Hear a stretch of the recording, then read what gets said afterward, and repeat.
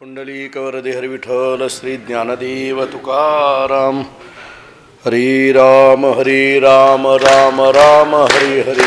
हरे कृष्ण कृष्ण कृष्ण हरे हरे. हरे राम राम हरे हरे. कृष्ण कृष्ण कृष्ण हरे हरे. हरे राम राम हरे हरे.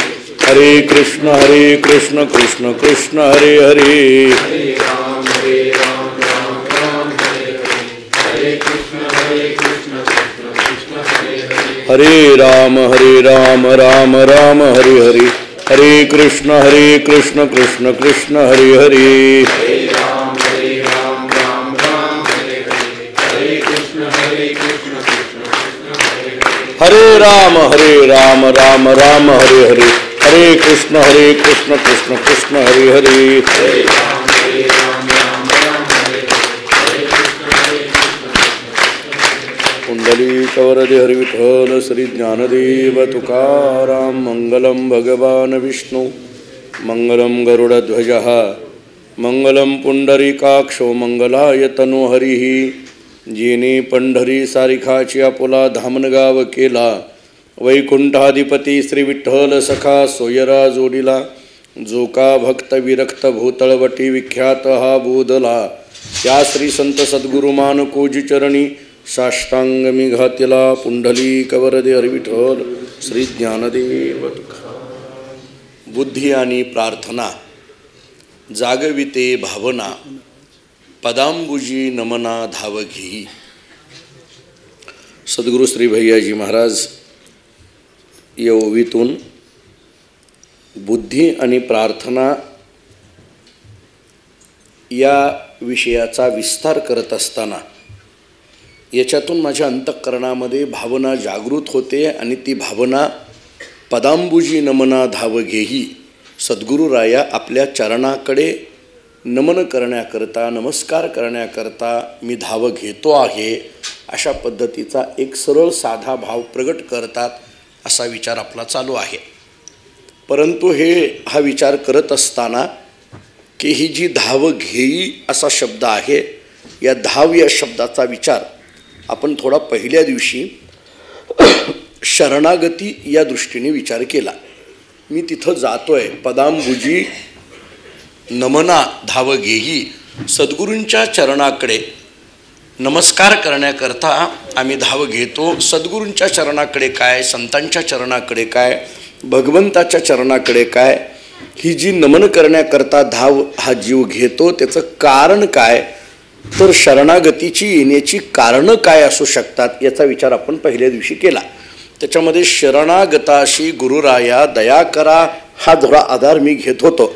आणि हे घेत असताना शरण शब्दाची व्याख्या काय, शरणागती निर्माण होण्याची कारणं काय आणि शरणागती अनन्य शरण जाण्याकरिता कोणत्या पद्धतीने शरण जावं याच्याकरता ज्ञानेश्वरीच्या अनेक ओव्यांचा आधार आपण घेतला. त्याच्यामध्ये तया अहम वाचा चित्त अंग देवोनिया शरण रिघ महोदधी का गांग रिघाले जैसे अशा एक शरण शब्दाचा ज्ञानोबाऱ्यांना अभिप्रेत असलेला विषय जो मज होय अनन्य शरण त्याचे निवारी मी जन्म मरण या अनुषंगाने आपण थोडासा विचार करून आलो. हे केल्यानंतर आपण असा विचार करत होतो की ही शरणागतीची वृत्ती तयार झाली, मान्य आहे. शरण जाण्याकरिता शरण जाणं ही एक पद्धतीची प्रार्थना आहे आणि ही प्रार्थना कशाकरिता शरण जायचं हे विचार करत असताना आपल्याला बुद्धी यावी म्हणून शरण जायचं का, आलेली बुद्धी टिकावी म्हणून शरण जायचं का, बुद्धी या शब्दाचा अर्थ ज्ञान आहे आणि प्रार्थना ह्या शब्दाचा अर्थ भक्ती आहे त्यामुळे ज्ञानोत्तर भक्तीच्या दृष्टीने हा विषय आहे. अशा काही विकल्पांचा विचार आपण परवाच्या दिवशी शेवटच्या सत्रामध्ये मांडलेला होता. म्हणजे शेवट तो विषय मांडलेला होता. काल या विषयाचा विस्तार करत असताना ज्या बुद्धीच्या संबंधाने हा विषय चाललेला आहे ती बुद्धी म्हणजे तरी काय याचा विचार आपण थोडासा विस्ताराने काल केला. त्याच्यामध्ये बुद्धीचं स्वरूप काय हे पाहिलं, बुद्धीची जागा नेमकी कुठं आहे हे पाहिलं आणि बुद्धी काय करते हे पाहिलं आणि बुद्धीवर मळभ कोणते आहेत हे पाहिलं. सगळ्याला ज्ञानेश्वरीचा आधार मी घेऊन बोलत होतो. हे बुद्धी कुठं आहे किंवा याचं स्वरूप काय आहे हे बघत असताना जे तेज तत्वाची आदी हे बोलत असताना सत्वगुणाची वृद्धी जीवया आत्मया संधी वसवीत असे असं ज्ञानेश्वर महाराज या बुद्धीच्या संबंधाने बोलतात. ही बुद्धी म्हणजे काय तर जे तेज तत्वाची आदी, इथला तेज या शब्दाचा अर्थ ज्ञान, तर ज्ञान निर्माण होण्याची जी जागा आहे, ज्ञानाचं उत्पत्ती स्थान म्हणजे बुद्धी आहे, असा काल आपण विचार ज्ञानेश्वरीच्या माध्यमातून करत होतो. आणि हे करत असताना सत्वगुणाची वृद्धी वाढविणारी जी आहे ती बुद्धी आहे. आणि सगळ्यात महत्वाचं बुद्धीची जागा अशी सांगितली होती, आत्मया जीवया संधी व सवित असे. ही बुद्धी राहते कुठं, कोणत्या जागेत राहते, तिला राहण्याकरता जागा नेमकी कोणती आहे, असा थोडासा वेदांताच्या दृष्टीने काल आपण विचार केला. हे विचार केल्यानंतर ही बुद्धी काय करते तर हे सुख, हे दुःख, हे पुण्य, हे पाप याचा निवाडा करते असं आपण बघितलं, किंवा पारख करते असंही काल आपण पाहिलं. आणि याहीपेक्षा आत्मस्वरूपाच्या निश्चयाचा आरसा म्हणजे बुद्धी आहे असा विचार थोडासा ज्ञानेश्वरीच्या माध्यमातून आपण केला. आणि मग आरसा शब्द आला की आरसा म्हटलं की कधी तो आरसा स्वच्छ असतो तर कधी तो आरसा मळलेला असतो असा विचार आपण केला. मग स्वच्छ आरसा आणि मळलेला आरसा याच्यातले काय फरक आहे. आरशावर मळ आहे म्हणजे काहीतरी घाण पडलेली आहे, मग ती घाण काढली पाहिजे. मग जसं आरशावर एखादी घाण आहे ती काढण्याकरता मनुष्य घरामध्ये तो आरसा पुसून तरी टाकेल किंवा अन्य दुसरा कोणता तरी नवीन आरसा आणेल, तसं इथं बुद्धी नावाचा जो आरसा आहे त्याच्यावर सुद्धा एक घाण आहे. आणि ती कोणती घाण आहे याचा विचार करत असताना काल आपण बघत होतो की या बुद्धी नावाच्या आरशाने काय केलंय, मोह नावाचं वस्त्र पांघरलेलं आहे आणि संशय नावाचे दागिने अंगावर घातलेले आहेत असा काल विचार करत होतो. काल काय झालं, परवा काय झालं हे आपल्याला का सांगतो म्हणजे आजच्या विषयाला थोडीशी आपल्याला लिंक लागेल याच्याकरिता, आणि जे 2 दिवस आले नाहीत त्यांना कळावं याच्याकरिता. दोन्ही गोष्टी आम्हाला कीर्तनकार प्रवचन करायला सांभाळाव्या लागतात, त्यामुळे मागवून जरा थोडासा दाखला देत आलो. आता मोह नावाच्या वस्त्राचं परिधान करणारी ही बुद्धी, संशयाचे दागिने अंगावर लेवणारी किंवा नेसणारी ही बुद्धी, असा बुद्धीचा विचार आपण काल पाहत होतो. त्याच्यामुळे हे मळब आलेलं आहे, हा प्रतिबंध आलेला आहे. काय आहे, मोहग्रस्त बुद्धी, विकल्पग्रस्त बुद्धी, विपरीत अशा पद्धतीची बुद्धी. काल आपण एका विषयावर असं येऊन थांबलो होतो की बुद्धीला हा मळ चढलेला आहे ती बुद्धी कोणती, हा बुद्धीला मळ चढलेला हा निघावा म्हणणारी बुद्धी कोणती, आणि हा मळ निघालेली बुद्धी कोणती, असाही विचार आपण काल करत होतो. याचा अर्थ बुद्धीच्या काही प्रकारांचा विचार करावा लागेल असं काल मी म्हटलं होतं. बुद्धीची व्याख्या कळाली, जे तेज तत्वाची आधी, बुद्धीची जागा जीवया आत्मया संधी व सविता असे, ही बुद्धीची जागा झाली. आज आपण थोडासा पुढला विचार असा करतोय की बुद्धीचे प्रकार नेमकं काय असू शकतात का, असतील का. कारण अनेकदा आपण बुद्धीच्या संबंधाने, बुद्धी हा शब्द एकच आहे पण त्याच्याकरता कोणी दुर्बुद्धी शब्द वापरला, कोणी सद्बुद्धी शब्द वापरला, कोणी कुबुद्धी शब्द वापरला, कोणी विपरीत बुद्धी शब्द वापरला, कोणी देहबुद्धी शब्द वापरला, कोणी आत्मबुद्धी शब्द वापरला, कोणी सुखाची बुद्धी सांगितलं, कोणी दुःखाची बुद्धी सांगितलं, कोणी जगतविषयक बुद्धी सांगितली, कोणी परमात्मविषयक बुद्धी सांगितली. कितीतरी बुद्धीच्या संबंधाने चर्चा येते ना. बोलता बोलता माणूस म्हणतो की ही देहबुद्धी आहे, ही आत्मबुद्धी आहे, ही सुखबुद्धी आहे, ही दुःखबुद्धी आहे. मग असं ज्यावेळेस या बुद्धीच्या संबंधाने असे शब्द जोडून बुद्धीचे प्रकारांचा विचार बोली भाषेमध्ये लोकांच्या मुखातून येतो, तेव्हा प्रश्न असा पडतो की काहीतरी बुद्धीचे प्रकार असले पाहिजे. आता प्रकारांचाच विचार करायचा असेल तर आपल्याला ज्ञानेश्वर महाराजांनी आपल्या ठिकाणच्या सगळ्या गोष्टीला 3 प्रकारामध्ये विभागलेला आहे. आपल्या ठिकाणी 3 प्रकारामध्ये ज्ञानोबरांनी विभागलेला आहे. ते 3 प्रकार कोणते, गुणांच्या दृष्टीने ही विभागणी केलेली आहे. तमोगुण, रजोगुण आणि सत्वगुण या दृष्टीने विभागणी आपल्या ठिकाणी केली. म्हणजे माणसाचे स्वभाव सुद्धा सांगताना असे सांगितले जातात. हा तमोगुणी आहे, हा रजोगुणी आहे, हा सत्वगुणी आहे. तर हे जे 3 गुण आहेत, हे 3 गुणच या सगळ्या गोष्टी करता आपल्या ठिकाणी असलेल्या विषयाच्या संबंधाने आपल्याला ज्ञानेश्वर महाराजांनी अनेक ठिकाणी मांडलेले दिसून येतील.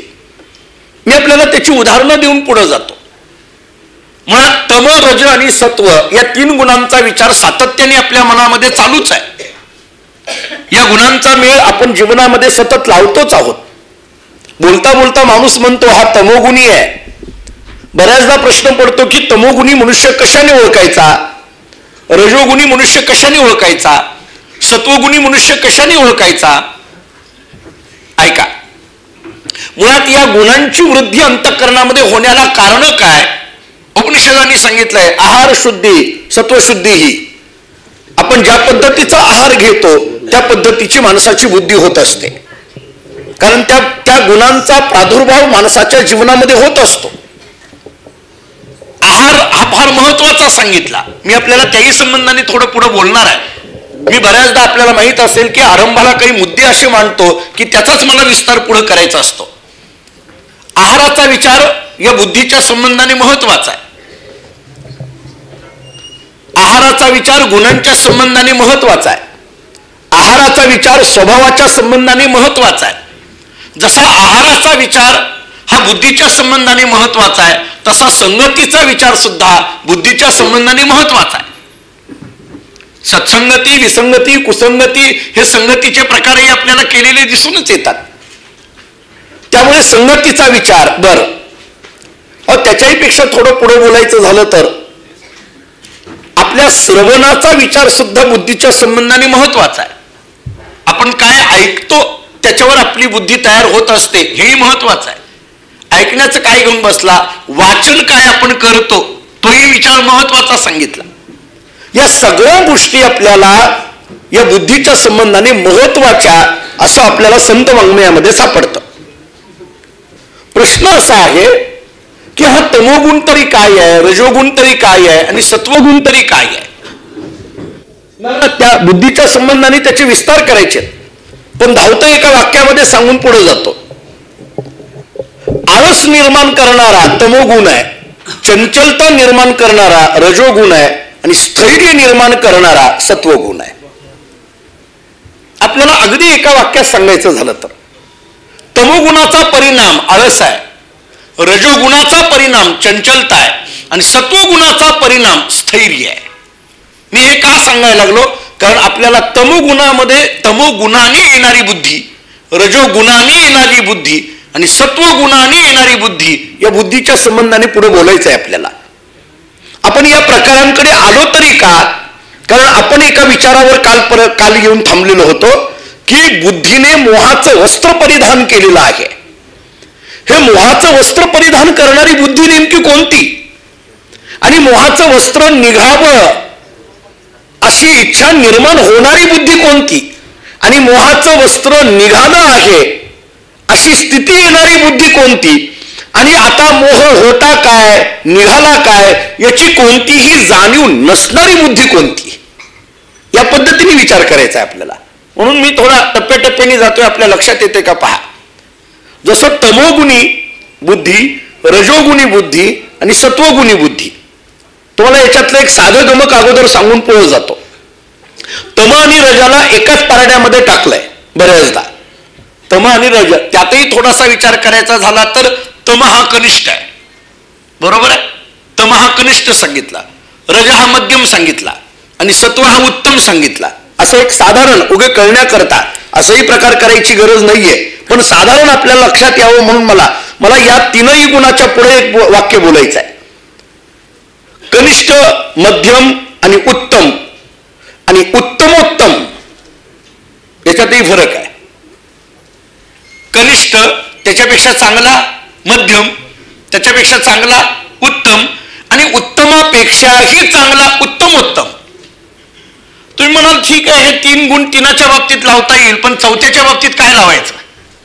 समजा साधारण कनिष्ठ म्हटलं की तमोगुणी, मध्यम म्हटलं की रजोगुणी, उत्तम म्हटलं की सत्वगुणी. पण उत्तमोत्तम कुठं लावायचं? या तीनही गुणाच्या पलीकडे गुणातीत होणं ही उत्तम बुद्धी, उत्तमातली उत्तम बुद्धी. मला पुढे घेऊन जायचं आहे आपल्याला. गुणातीत होणं, जसं तम, रज आणि सत्व या तीनही गुणांचा विचार केला, पण याही पलीकडे जो आत्मतत्वाचा प्रवास सांगितला जातो तो गुणातीत या दृष्टीने आहे. मला विस्तार पुढे करायचेच आहेत. तम आणि रज जसं माणसाला बांधतोय तसं सत्व सुद्धा एका पद्धतीने बांधणारच आहे. तम आणि रज जसं बांधतात तसे सत्व सुद्धा बांधणारच आहे. आणि म्हणून गुणातीत होणं ही जी स्थिती आहे हे खरं बुद्धीचं वैभव आहे. जे ज्ञानोबाराय सांगतात ना, बुद्धीचे वैभव अन्य नाही दुजे, ही जी ज्ञानेश्वर महाराजांची हरिपाठातली भाषा आहे ना, खरं बुद्धीचं वैभव काय आहे?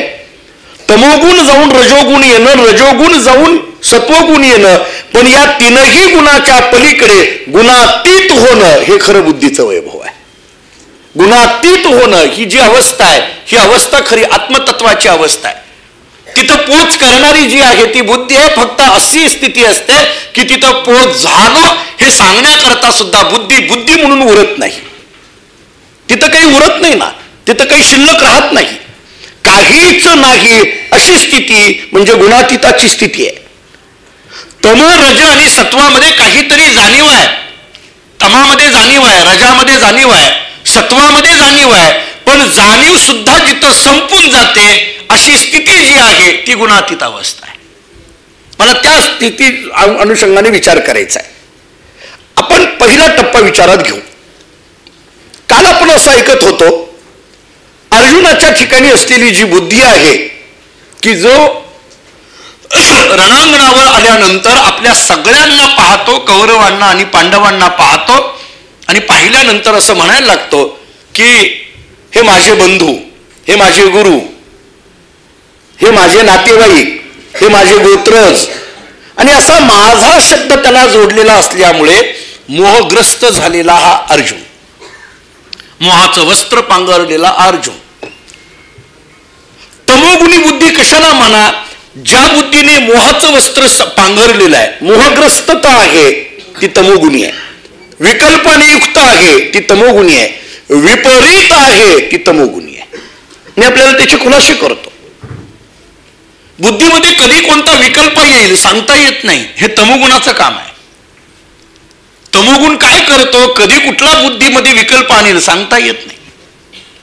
बऱ्याचदा काही काही विकल्प हे व्यक्त जरी नसले तरी अव्यक्त रूपाने ते स्थित असतात. माझं बोलणं आहे का? विकल्प या शब्दाचा अर्थ काय? नको ते मनात येणं. सरळ साधे सोपे व्याख्या, नको ते मनात येणं त्याला विकल्प म्हणा. कधी कधी विकल्प व्यक्त होतात, कधी कधी ते विकल्प अव्यक्त असतात. उदाहरण इथंच सोपं देतो. तुम्ही एवढे प्रवचनाला आज एवढ्या गर्दीने आपण बसलेला आहात. आता तुमच्या डोक्यात काही विषय आहे का? आता तुमच्या बुद्धीने फक्त आता एकच ग्रहण केलेलं आहे, काय? आज जे हे महाराज सांगायला लागलेत ना ते लक्षपूर्वक ऐकायचं, एवढंच तुमच्या डोक्यात आहे ना? दुसरं काय आहे का? नाही म्हणा. हा म्हणजे तो युट्यूबला जाणार आहे हो, उगीच म्हणून तुमच्याकडनं ओढून घेतो. काय आहे का? काही नाही. तुमच्या डोक्यात आता एकच आहे, जयवंत महाराज जे सांगायला लागलेत ना ते लक्ष देऊन ऐकलं. ठीक आहे, म्हणजे कोणताही विकल्प नाहीये आता सध्या डोक्यामध्ये, काही नाही, मान्य. प्रवचन झालं, आपण या मंडपातून, सभा मंडपातून बाहेर पडलो. बाहेर पडल्याबरोबर आपल्या डोक्यात किती विचार येतात. घड्याळ बघतो, काय किती उशीर झाला, काय हे एवढा उशीर असतो का, अमुक तमुक, मला तिकडं जायचं आहे, इकडं जायचं आहे, आणि नको नको ते विचार येतात. तेवढ्यात एक जण म्हणतो, अरे आत्ताच महाराजांनी सांगितलं बाकी कोणता विचार करू नका. तो जो म्हणतो ते बघ, ते सगळं ऐकायचं नसतं आणि ऐकलं तरी मनावर घ्यायचं नसतं. जयवंत महाराज बोधले यांना जे बोलवलंय ना या मंडळाने, ते कशा करता बोलवलंय? सांगण्याकरता. त्यांचं काम आहे सांगायचं, आपलं काम आहे बसा म्हणून ऐकायचं, मनावर घ्यायचं नाही. म्हणून तर मी अनेकदा सांगत असतो, माणसं अशी गमतीची असतात, उठताना असं अंग झटकून उठतात. बघा तुम्ही आता उठताना तुम्ही असं असं करणार ना, त्याचं कारणच आहे जे ऐकलंय ते इथंच. तरी नको गंमत बघा तुम्ही. विकल्प लगेच आमच्या डोक्यात यायला लागतात बाहेर गेल्या गेल्या. दुसरे आमच्या डोक्यात विकल्प घेऊ लागतात. मग इथं होता तेव्हा विकल्प नव्हता का? होता. तो अव्यक्त रूपाने होता. बाहेर गेलं की तो व्यक्त झाला. विकल्प मनामध्ये येणं, बुद्धीमध्ये विकल्प येणं, हे कोणाचं काम आहे?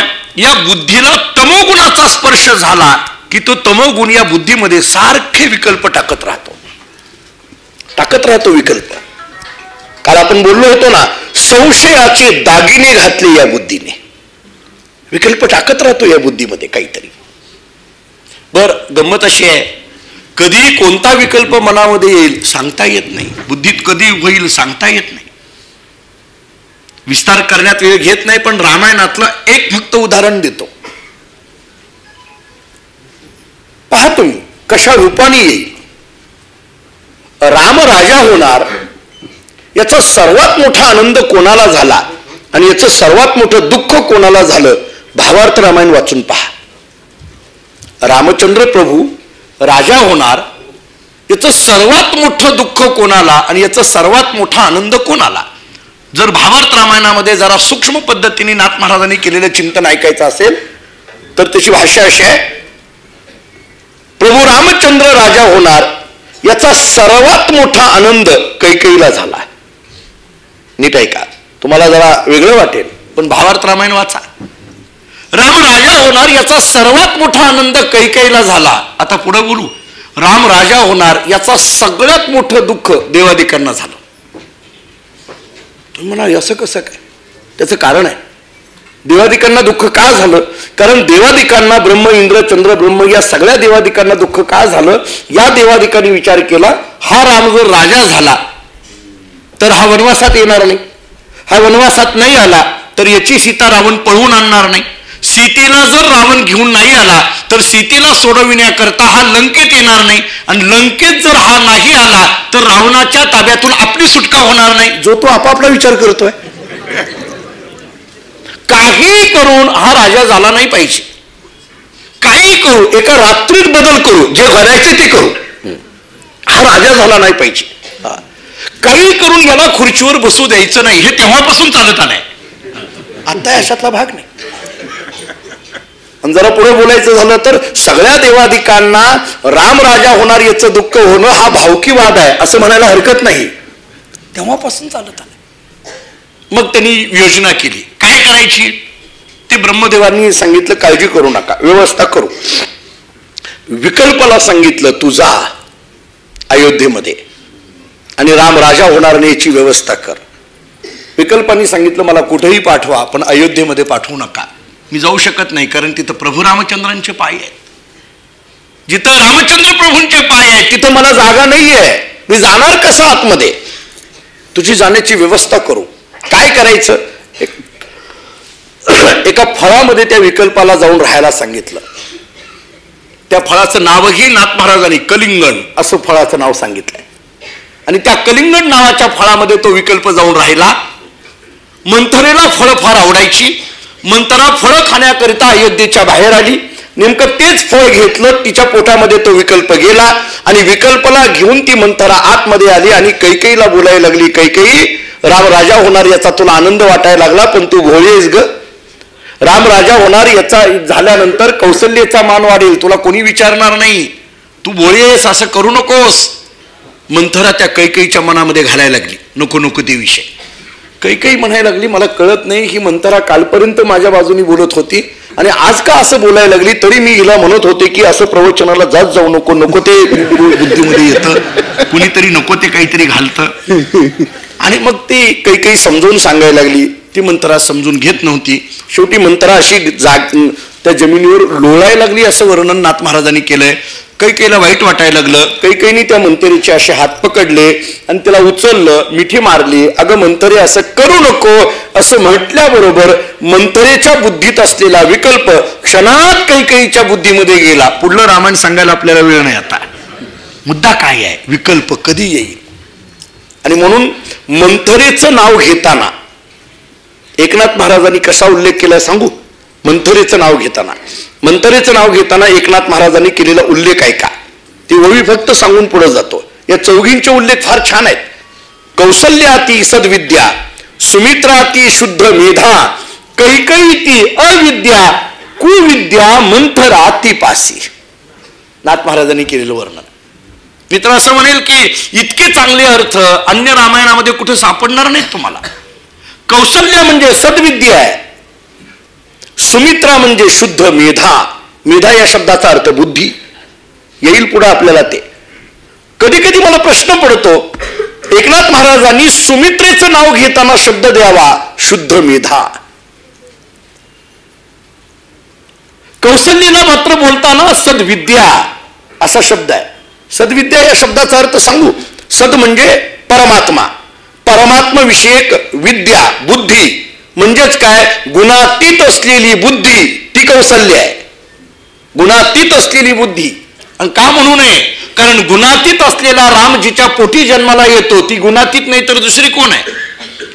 गुणातीत असलेला राम तिच्या पोटी जन्माला येतो म्हटल्यानंतर सामान्य आहे का कौशल्या. बर, सुमित्रेबद्दल बोलताना मात्र सांगितलंय शुद्ध मेधा. सुमित्रा कशी आहे, शुद्ध मेधा, शुद्ध बुद्धीची आहे. कधी कधी प्रश्न पडतो, हे शुद्ध बुद्धीची म्हणजे तरी काय नेमकं.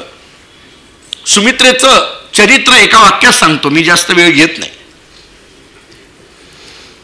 लक्ष्मणजी रामचंद्र प्रभूंच्या बरोबर वनवासाला ज्यावेळेस जायचं ठरवितात, मला जिथं बोलायचं तिथं घेऊन जातो, तेव्हा लक्ष्मण सुमित्रा मातेकडे जातात आणि सांगतात, आई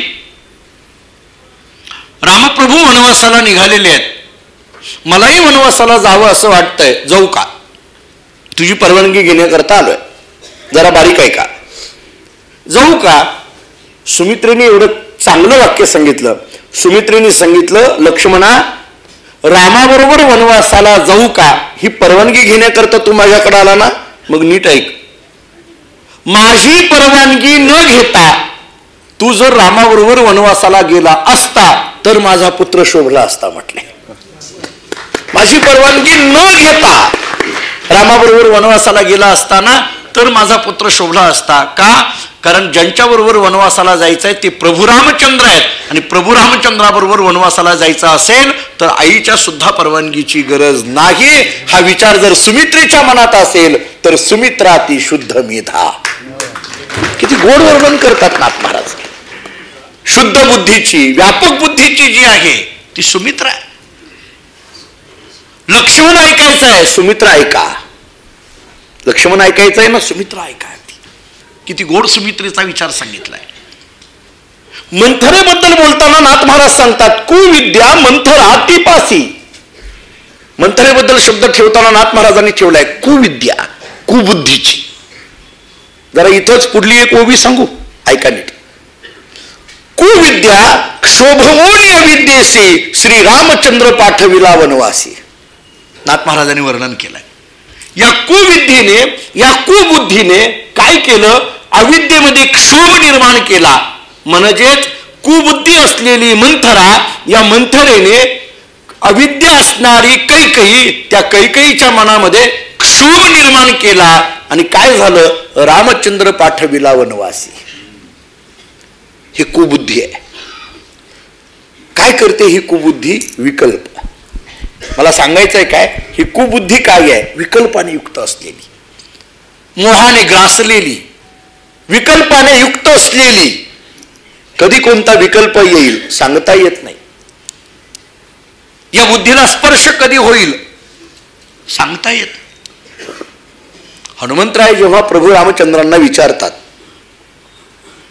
झाले रामराज्य, काय उन्हे आम्हाशी सगळं झालं.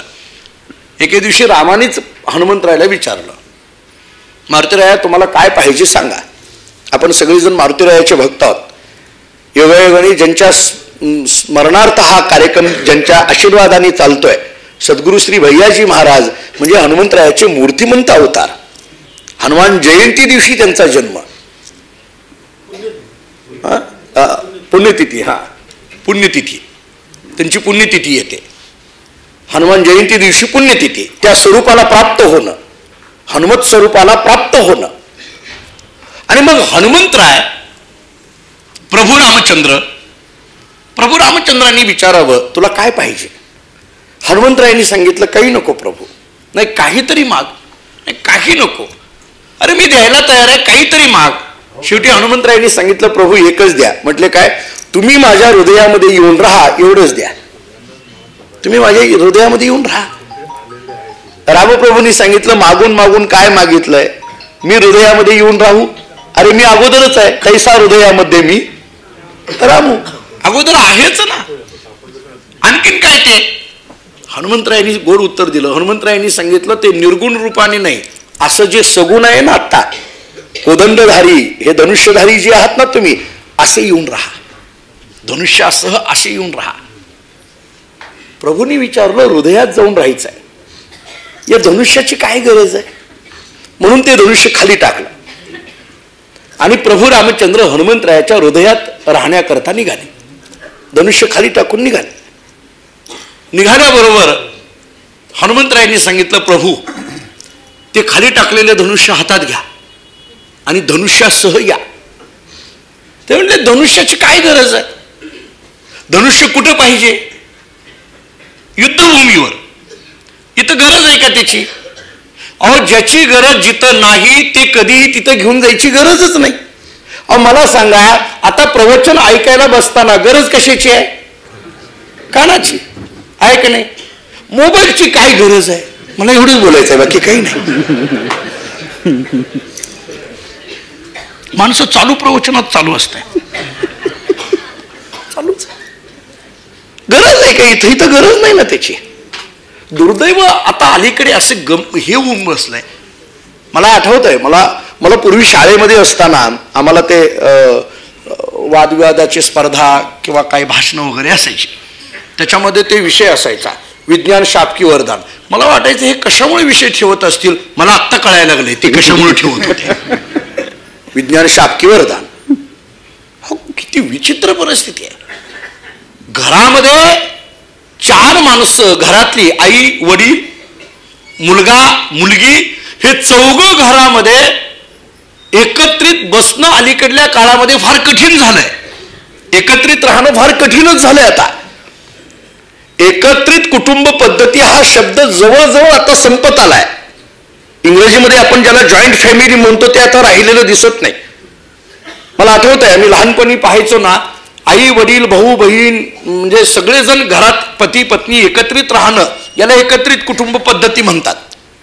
पण आता तसं नाही. मी तर आता एवढ्या विचारावर आलोय, नवरा बायको दोघं जरी एकत्रित राहिले एकत्रित कुटुंब पद्धती, तुमचे आमच्यावर उपकार आहेत बाबा, तुम्ही दोघं एकत्रित राहताय. किती विचित्र आहे. कोर्टामध्ये जा, चला किती केसेस आज आपल्याला बघायला मिळतात. आजी संसार सुफळ झाला गे माय, ही ज्ञानोबांची भाषा लावायची कुठं आज? 4 माणसं घरामध्ये एकत्रित बसणं कठीण आहे आणि बसली तर ती बोलतील याची शाश्वती नाही. अलीकडे अशी गंमत आली. आता अलीकडे असं झालंय, चहा सुद्धा व्हॉट्सअपवर मेसेज करून मागविला जातो. चहा घेऊन या, ती तिथूनच पिल्यासारखं समजा. अरे दुर्दैव काय, किती आहारी जावं म्हणजे किती जावं. हनुमंतरायांनी सांगितलं प्रभू ते धनुष्य नको, धनुष्यासह या. रामप्रभूंनी विचारलं धनुष्याची गरज काय? युद्धभूमीवर धनुष्य पाहिजे. नको, खाली टाकला. प्रभू रामचंद्र हनुमंतरायांनी सांगितलं नाही नाही ते धनुष्यासह या.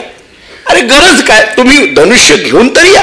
ठीक आहे, धनुष्य उचलला आणि परत प्रभूंनी विचारलं मारुतीराय मला सांगा, तुमच्या हृदयात येऊन राहायचं आहे, पण या धनुष्याची गरज काय आहे? हृदय हे मृदू आहे. युद्धभूमीवर धनुष्य ठीक आहे, हृदयात येण्याकरता कशाला हवंय? हनुमंतरायांनी दिलं उत्तर सुवर्णाक्षराने लिहिण्यासारखं आहे. हनुमंतराय सांगतात प्रभू सध्या माझ्या हृदयामध्ये माझ्या बुद्धीमध्ये कोणताही विकल्प नाही, कोणताही विकार नाही, म्हणून तुम्ही राहायला येऊ लागलात, हरकत नाही. पण या बुद्धीला कधी कोणता विकार आणि विकल्प निर्माण होईल सांगता येत नाही. जर तुम्ही आल्यानंतर एखादा विकार जर आला तर त्याला मारण्याकरता तुमच्याकडे धनुष्य असावा, म्हणून धनुष्यासह या. याचा अर्थ माणसाने सावध राहिलं पाहिजे. कायम या बुद्धीला कधी स्पर्श होईल सांगता येत नाही, सावध राहावं लागतं. इथं बरीचशी आज महाराज आलेले आहेत, सगळी वारकरी संप्रदायातली अनेक मंडळी इथं आहेत, काही वारकरी मंडळी इथं आहेत. आपण ज्ञानेश्वरी गाथ्याचं चिंतन करणारी मंडळी आहात. घरी गेल्यानंतर एक तुकोबऱ्यांचा गाथ्यातला अभंग आवर्जून पहा. मी तर अलीकडे नवीन आमच्या सर्व कीर्तनकार मंडळींना आणि आमच्या विद्यार्थी मंडळींना सांगत असतो, हा अभंग कोरून ठेवा आपल्याकडे. तो अभंग असा आहे, क्षणक्षणा सांभाळितो साक्षी होतो आपुला, न घडावी पायी तुटी मने मिठी घातली, विचारतो वचना आधी धरून शुद्धी ठेविली, तुका म्हणे मागे भ्यालो तरी झालो जागृता. फार गोड अभंग आहे. क्षणक्षणा सांभाळितो. तुकाराम महाराज म्हणतात, मी स्वतःला क्षणाला सांभाळायला लागलो. का? कोणत्या क्षणी हा विकल्प बुद्धीमध्ये येईल सांगता येत नाही. कोणत्या क्षणी ही बुद्धी बदलेल सांगता येत नाही. तुकाराम महाराजांचे शब्द सांगतो, अनेक बुद्धीचे तरंग क्षणक्षणा पालटे रंग, धरू जाता संग तव तव होय बाधक. अनेक बुद्धीचे तरंग क्षणक्षणा पालटे रंग, क्षणाक्षणाला बदलते. ओके, साधं उदाहरण देतो. एकाने आपल्याला 1000 रुपये मागितले. ऐका कसा बदल होतोय. मागणाऱ्याने 1000 रुपये मागितले, आपण खिशात हात घातला, 500 काढले, हातामध्ये 200 घेतले आणि 100च दिले. उदाहरण संपलं. मागणाऱ्याने 1000 रुपये मागितले, खिशातून 500 काढले, बुद्धी बदलली. हातात 200 घेतले, बुद्धी बदलली. दिले 100, बुद्धी बदलली. क्षणक्षणा पालटे रंग, क्षणाक्षणाला बदलते. रंग बदलते, बुद्धी रंग बदलते. आपण फक्त एवढंच ऐकू नये, सरडा रंग बदलतो. आपण जर आपण आपल्याकडे उदाहरण घेतलं तर कधी कधी असं म्हणावं लागेल, हा सरडा कसा रंग बदलतो? माणूस जसा बुद्धी बदलतो तसा. आता माणसाच्या बुद्धीचं उदाहरण सरड्याच्या रंगाला द्यायची वेळ आली. इतकी बुद्धी बदलायला लागली. किती बदलत राहते. स्थैर्य नाहीये बुद्धीला. मग कधी कधी प्रश्न पडतो, या बुद्धीत बदल व्हावा का न व्हावा? बुद्धीचा बदल कोणत्या पद्धतीचा असावा? बुद्धी पलटावी म्हणजे नेमकं काय व्हावं? बुद्धीत बदल व्हायचा असेल तर तो कोणीकडे व्हावा. एखाद्या नदीतून पलीकडे जायचं आहे. एखादे साधू नदीच्या काठावर आले, पलीकडे जायचं आहे. नावेचा आधार घेतला, नावेमध्ये बसले, निघाले. त्या नावेमध्ये काही तरुण मुलं बसलेली होती आणि मग त्या साधूकडे पाहून त्या तरुण मुलांची टिंगल टवाळी चेष्टा वगैरे चालू झाल्या. कोणी म्हणावं बघा कसा गंध लावलाय, कोणी म्हणावं पहा कसा फेटा बांधलाय, कोणी म्हणावं बघा माळा किती गळ्यामध्ये आहेत, कोणी म्हणावं बघा धोतर कसं घातलंय. आता मुलंच ती वेगवेगळ्या चेष्टा करणारी. साधू आपलं निवांत त्यांचं हरिमुखे म्हणा चालू होतं. मध्यभागामध्ये नाव गेली. या मुलांच्या चेष्टा सुरूच आहेत. शेवटी भगवंताला दया आली आणि भगवंताने आकाशवाणी करून विचारलं, अहो साधू, ही सगळी मुलं तुमची चेष्टा करतायत, टिंगल करतायत, नाव पलटू का? ही सगळी मुलं चेष्टा करतायत, नाव पलटू का? साधूनं भगवंताकडे पाहिलं आणि सांगितलं, देवा नाव पलटू नको. अहो पण चेष्टा करतायत ना. साधूने सांगितलं, देवा नाव पलटू नको, पलटवायचे आहे ना, यांची बुद्धी पलटव. नाव पलटू नको म्हटले, यांची बुद्धी पलटव, या बुद्धीत बदल कर. विकल्पाने युक्त असलेली बुद्धी, तमोगुणाने युक्त असलेली बुद्धी गुणातीताकडे जाऊ दे. बुद्धीला एक मळ पहिला चढलाय, तो तमोगुणाचा आहे. विकल्पाने युक्त असलेली बुद्धी. थोडा पुढचा विचार तमोगुणाच्या संबंधाने ज्ञानेश्वर महाराजांनी मांडलाय, विपरीत बुद्धी. मी आपल्याला हे 3 मुद्दे सांगत होतो. मोहग्रस्त असलेली बुद्धी, विकल्पयुक्त असलेली बुद्धी, आणि मला 3रा मुद्दा सांगायचा आहे, विपरीत असलेली बुद्धी. विपरीत असलेली बुद्धी म्हणजे काय? तमोगुणाने युक्त असलेली बुद्धी. ज्ञानेश्वर महाराजांनी तसं वर्णनच केलं.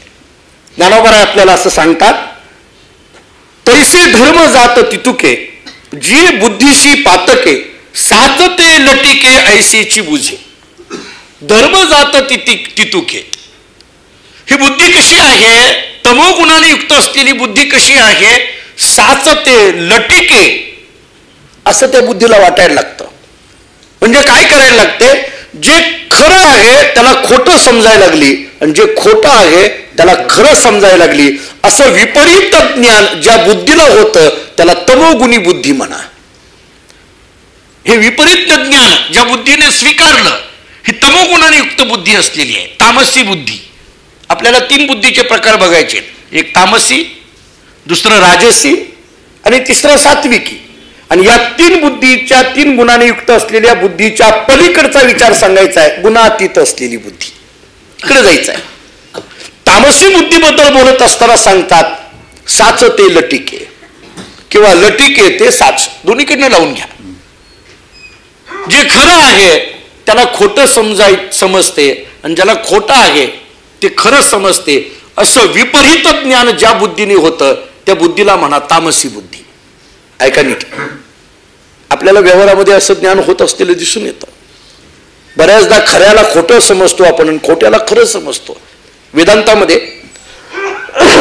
यालाच भ्रम म्हटलेलं आहे, वेदांतामध्ये यालाच भ्रांती म्हटलेलं आहे. तसं नसून तसं वाटणं ही भ्रांती आहे. ही भ्रांती 5 पद्धतीची सांगितली. भेदभ्रांती, कर्तृत्व भ्रांती, विकार भ्रांती, संसर्ग भ्रांती आणि जगत सत्यता भ्रांती. ऐका, भ्रांती निर्माण करणारी जी बुद्धी आहे त्याला तामसी बुद्धी म्हणा. मला हे 3 बुद्धीचे प्रकार जरा आवर्जून विस्ताराने सांगायचे. ज्या बुद्धीने आम्हाला भ्रांती निर्माण होते, तसं नसून तसं वाटायला लागतं, ही तामसी बुद्धी आहे. तसं नसून तसं वाटणं ही भ्रांती कोणकोणती? पहिला मुद्दा सांगितला, भेदभ्रांती. म्हणजे काय? भेद नसताना भेद वाटायला लागला. ही भ्रांती कोणत्या बुद्धीने केली? तामसी बुद्धी. भेद नाही पण भेद वाटायला लागला. तुकाराम महाराजांचे शब्द सांगतो, भेद नाही सर्वात्मना नारायणा तुझ मज. तुकाराम महाराज सांगतात खरं तर परमात्मा तुझ्यात आणि माझ्यात भेदच नाही, नसताना सुद्धा भेद मात्र वाटायला लागला. तो वेगळा मी वेगळा असं वाटायला लागलं. भेद नसताना भेदाची जाणीव होऊ लागली. सूक्ष्म पद्धतीचे भेद आहेत, स्वगत भेद, सजातीय भेद, विजातीय भेद. नाही पटलं तर साधं उदाहरण देऊ, नीट ऐका. तो देश वेगळा हा देश वेगळा, देशादेशात भेद केला. देशात आल्यानंतर म्हणतो ते राज्य वेगळं हे राज्य वेगळं, राज्यात भेद केला. राज्यात आल्यानंतर म्हणतो त्यांचा जिल्हा वेगळा आमचा जिल्हा वेगळा, जिल्ह्यात भेद केला. जिल्ह्यात आल्यानंतर म्हणतो त्यांचा तालुका वेगळा आमचा तालुका वेगळा, तालुक्यात भेद केला. तालुक्यात आल्यानंतर म्हणतो त्यांचं गाव वेगळं आमचं गाव वेगळं, गावागावात भेद केला. गावात आल्यानंतर म्हणतो त्यांची गल्ली वेगळी आमची गल्ली वेगळी, गल्लीत भेद केला. गल्लीत आल्यानंतर म्हणतो त्यांचं घर वेगळं आमचं घर वेगळं, घराघरात भेद केला. घरात आल्यानंतर म्हणतो ते वेगळे आम्ही वेगळे, प्लायवुडामध्ये पार्टिशन, आमच्यात भेद केला. एकाच देहाच्या ठिकाणी हात वेगळे, कान वेगळे, डोळे वेगळे, नाक वेगळं, पाय वेगळे. तुका म्हणे एका देहाचे अवयव सुखदुःख जीव भोग पावे. एकाच देहामध्ये एवढे भेद केले. अहो याच्याही पेक्षा जरा पुढला भेद सांगतो. हा हात कोणता आहे? उजवा आणि हा डावा. हा उजवा आणि हा डावा. जर एखादी घरातली वस्तू आम्ही जर अशी डाव्या हाताने उचलली तर घरातील वडीलधारी माणसं म्हणतात डावा हात लावू नको चांगलं नसतं, ठेव खाली. डावा तरी याचाच, उजवा तरी याचाच. डाव्या उजव्यातलाच भेद गेला नाही आणि कीर्तनात म्हणायला लागला विष्णुमय जग वैष्णवांचा धर्म. काय कुठं लावता? भेद नाही पण भेद वाटायला लागला. ही भेदभ्रांती कुणी निर्माण केली? त्याचं नाव तामसी बुद्धी. पटतंय का बघा? नाही, मी दुसरा मुद्दा बोलतो. कर्तृत्व भ्रांती. मी केलं, हे जे मी केलं म्हणणारी बुद्धी आहे ना, ही तामसी बुद्धी. मी केलं, कुठल्याही गोष्टीला मी चिटकविला जातो. ज्ञानोबांची चिंतन फार गोड आहेत. तैसा कर्तृत्वाचा मधू आणि कर्मफलाचा आस्वादू, या दोहीचे नाम बंधू कर्माचा की. ज्ञानेश्वर महाराज सांगतात. ज्ञानोबा बोलतात आम्ही करत असलेल्या कर्माला मी हा चिटकविला की तेच कर्म आम्हाला बांधणार आहे. त्याला मी चिटकविला. अहंकार कोणत्या रूपाने आत येईल सांगता येत नाही. ही तामसी बुद्धी आहे. काल आपण परवा प्रमाण देऊन गेलो, अहंकाराचा वारा न लागो राजसा. कुठून कसा आतमध्ये येईल सांगता येत नाही. तामसी बुद्धी एक. ही कर्तृत्व भ्रांती निर्माण करणारी बुद्धी तामसी. भेदभ्रांती, कर्तृत्व भ्रांती, जर आणखीन पुढे बोलतो विकार भ्रांती. माझं नसताना माझेपणाचा भाव निर्माण करणारी जी आहे ती तामसी बुद्धी. पटलं का बघा. माझं नसताना माझेपणाचा भाव निर्माण करणारी जी बुद्धी आहे ती तामसी बुद्धी. नाही पटलं उदाहरण देतो. माझ्या गळ्यामध्ये तुम्ही मग अशी हार घातला, मला तुम्ही येऊन हार घातला. आमचे संदीपजींचे बाबा आले, त्यांनी हार घातला. सगळ्यांनी तुम्ही 4-5 हार. आज मला कळे ना आज एवढे का हार, मलाही जरा शंकाच यायला लागली. पोळा तर लांब आहे पण ठीक आहे, तुमचं प्रेम आहे, ठीक आहे असू द्या. हार तुम्ही गळ्यामध्ये प्रेमापोटी घातले. मी जे उदाहरण देतो ते सूक्ष्म आहे का. हार गळ्यामध्ये घातला. हार घालत असताना जे कोणी असतील यांना वाटलं की हार माझा आहे, मी काही 50-100 रुपयाचा विकत आणलेला हार आहे, पण मी महाराजांच्या गळ्यात घालतो. बरोबर आहे. हार जोपर्यंत माझ्या गळ्यात नव्हता तोपर्यंत त्यांचं म्हणणं काय आहे, हार माझा आहे त्यांचा. बरोबर आहे. हार ज्यावेळेस माझ्या गळ्यात पडला त्यावेळेस मी काय म्हणायला लागलो, हा हार माझा, कारण माझ्या गळ्यात आहे. माझ्या गळ्यात नव्हता तोपर्यंत त्यांना काय वाटत होतो, हार माझा. माझ्या गळ्यात पडल्यानंतर मला काय वाटायला लागलं, हार माझा. तुम्ही हाराला विचारा तू यांचा का त्यांचा, ते म्हणतो मी त्यांचाही नाही यांचाही नाही, मी माझाच आहे. उगे हे माझं माझं म्हणायला मी माझाच आहे. हार म्हणतो मी यांचाही नाहीये, मी त्यांचाही नाहीये, मी माझाच आहे. हार हाराचाच आहे, पण त्याच्याविषयी ममत्वाची बुद्धी निर्माण करणारी जी बुद्धी आहे ती तामसी बुद्धी. नसताना तसं वाटलं ना, विपरीतपणा. भेदभ्रांती निर्माण करणारी बुद्धी, कर्तृत्व भ्रांती निर्माण करणारी बुद्धी, विकार भ्रांती निर्माण करणारी बुद्धी, हे तामसी बुद्धी. पुढे सांगतो संसर्ग भ्रांती निर्माण करणारी बुद्धी. संसर्ग भ्रांती, संबंध. संबंध नसताना संबंध जोडणं हे ज्या बुद्धीचं काम आहे तिचं नाव तामसी बुद्धी. मला हा प्रकार पहिल्यांदा हा समजून सांगितला की मग पुढे जाईल. संबंध नसताना संबंध जोडून टाकला. महाराजांचं एक अभंग प्रमाण आहे, कोणाचा कोणाशी नगडी संबंध. महाराज म्हणतात खरं तर काहीच संबंध नाही, पण संबंध जोडून रिकामे. रस्त्याने जाताना एखादा मनुष्य, पूर्वीच्या काळामध्ये घोड्यावर बसून प्रवास करायची सवय. घोड्यावर बसून एखादा मनुष्य प्रवासाला निघाला, तो घोड्यावर बसून प्रवास करायला लागलाय आणि एका माणसाला जिथं जाईल तिथं गादीवर बसायची सवय होती, म्हणून त्यानं आपापली गादी अशी काखेमध्ये गुंडाळली आणि निघालेला होता. त्या दोघांचा काही जवळचा संबंध नाही, काही नाही, काही नाही. एक घोड्यावर बसून प्रवास करतो, एक गादी घेऊन निघालेला आहे. थोडक्यात एक घोडेवाला, दुसरा गादीवाला. रस्त्याने उभा राहिलेल्या 3-4 एकमेकाकडे बघितलं, बघा कोण निघालेले आहेत. त्याच्यातला एक म्हटला एक घोड्यावर आहे, दुसरा गादी घेऊन निघालाय. त्याच्यातल्या एकाने सांगितलं बहुतेक असं असेल, जो घोड्यावर बसलेला आहे ना तो मालक आणि पाठीमागं गादी घेऊन निघालेला आहे तो कोण आहे, नोकर. असं असेल म्हटले. झालं. त्या गावामध्ये एका आल्याबरोबर काय झालं, ज्याला घोड्यावर बसून प्रवास करत होता तो घोड्यावरनं खाली उतरला आणि घोड्याला चारा खाऊ घालायला लागला. ज्याला गादीवर बसायची सवय त्यानं गादी टाकली, निवांत टक्क्याला टेकून गादीवर बसला. गावातल्या 3-4 विचार केला हे कोण असतील. एक जण म्हटला, जो ज्या अर्थी घोड्याला चारा खाऊ घालतोय ना तो नोकर आणि गादीवर बसलेला मालक. काय संबंध आहे मला सांगा. या घोडेवाल्याचा आणि या गादीवाल्याचा काही संबंध आहे का. संबंध काहीच नाही. संबंध जोडून मोकळा झालो असं करणारी जी बुद्धी तिचं नाव तामसी बुद्धी. संसर्ग भ्रांती निर्माण करते. आता या 4ही भ्रांती एका बाजूला घ्या आणि सगळ्यात महत्वाचा 5वा प्रकार सांगतो, जगत सत्यता भ्रांती. थोडं पुन्हा वेदांताकडे यावं लागेल, अवघड वाटेल, पण बोलून पुढे जातो. जगत सत्य नसताना सुद्धा जगत सत्य वाटायला लागलं अशी जी बुद्धी आहे तिचं नाव तामसी बुद्धी. सत्य नसताना सुद्धा हे सत्य वाटायला लागलं, याच्याबद्दल सत्यत्वाने प्रतीती येऊ लागली.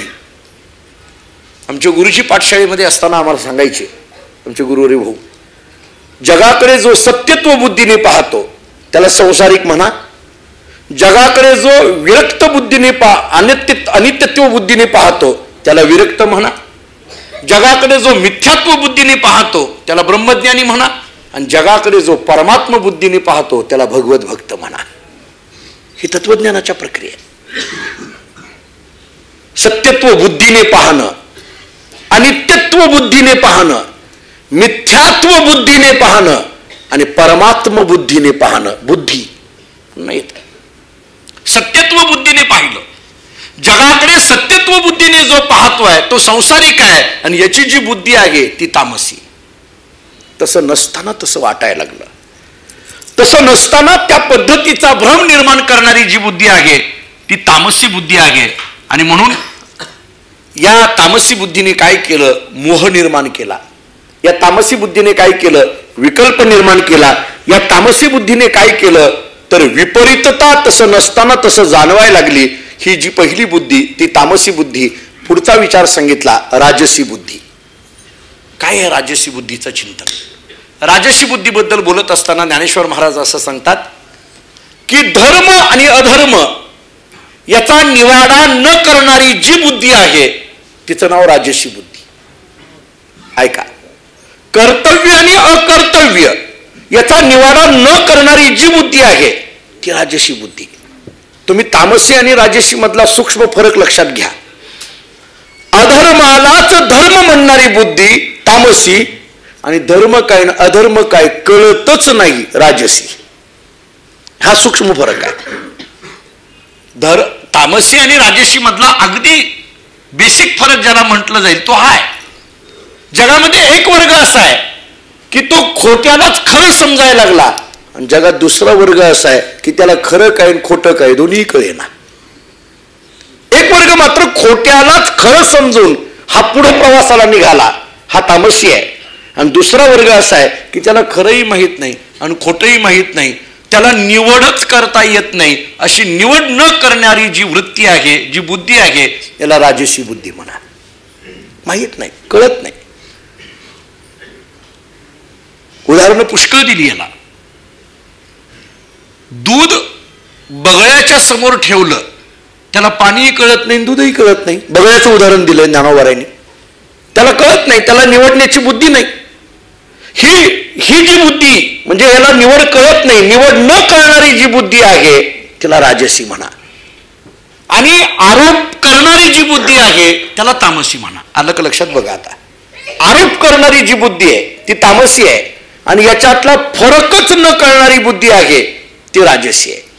ज्ञानेश्वर महाराजांनी तर त्याला उदाहरण असं दिलेलं आहे, ते गा बुद्धी चोकविशी जाण येत राजसी अक्षता टाकिली जैसी मांदियसी. ज्ञानोबा असं सांगतात, ही राजसी बुद्धी कशी आहे की त्याला कळत नाही. म्हटलं त्याला कळत नाही. कसं कळत नाही? ज्ञानोबारांनी किती सूक्ष्म उदाहरण दिले पहा. लग्नाला आपण गेल्यानंतर अक्षता टाकतो, पण ती नवरदेवाच्या डोक्यावर पडली आहे का कुणाच्या पडली आहे कळतच नाही. ज्ञानोबराय बोलतात तसं काम आहे ह्या राजसी बुद्धीचं. ज्ञानोबराचं उदाहरण आहे, मी माझं बोलत नाही. आणि नाहीतरी परिस्थिती हीच आहे की माहीत नसतं. पण आता तर अलीकडे एवढी गर्दी असते की नवरा नवरी कुठं आहे माहीतच नाही, काहीच माहीत नसतं. निवड न करणारी जी बुद्धी, निवडायला येत नाही, ही राजसी बुद्धी आहे. आता नीट ऐका.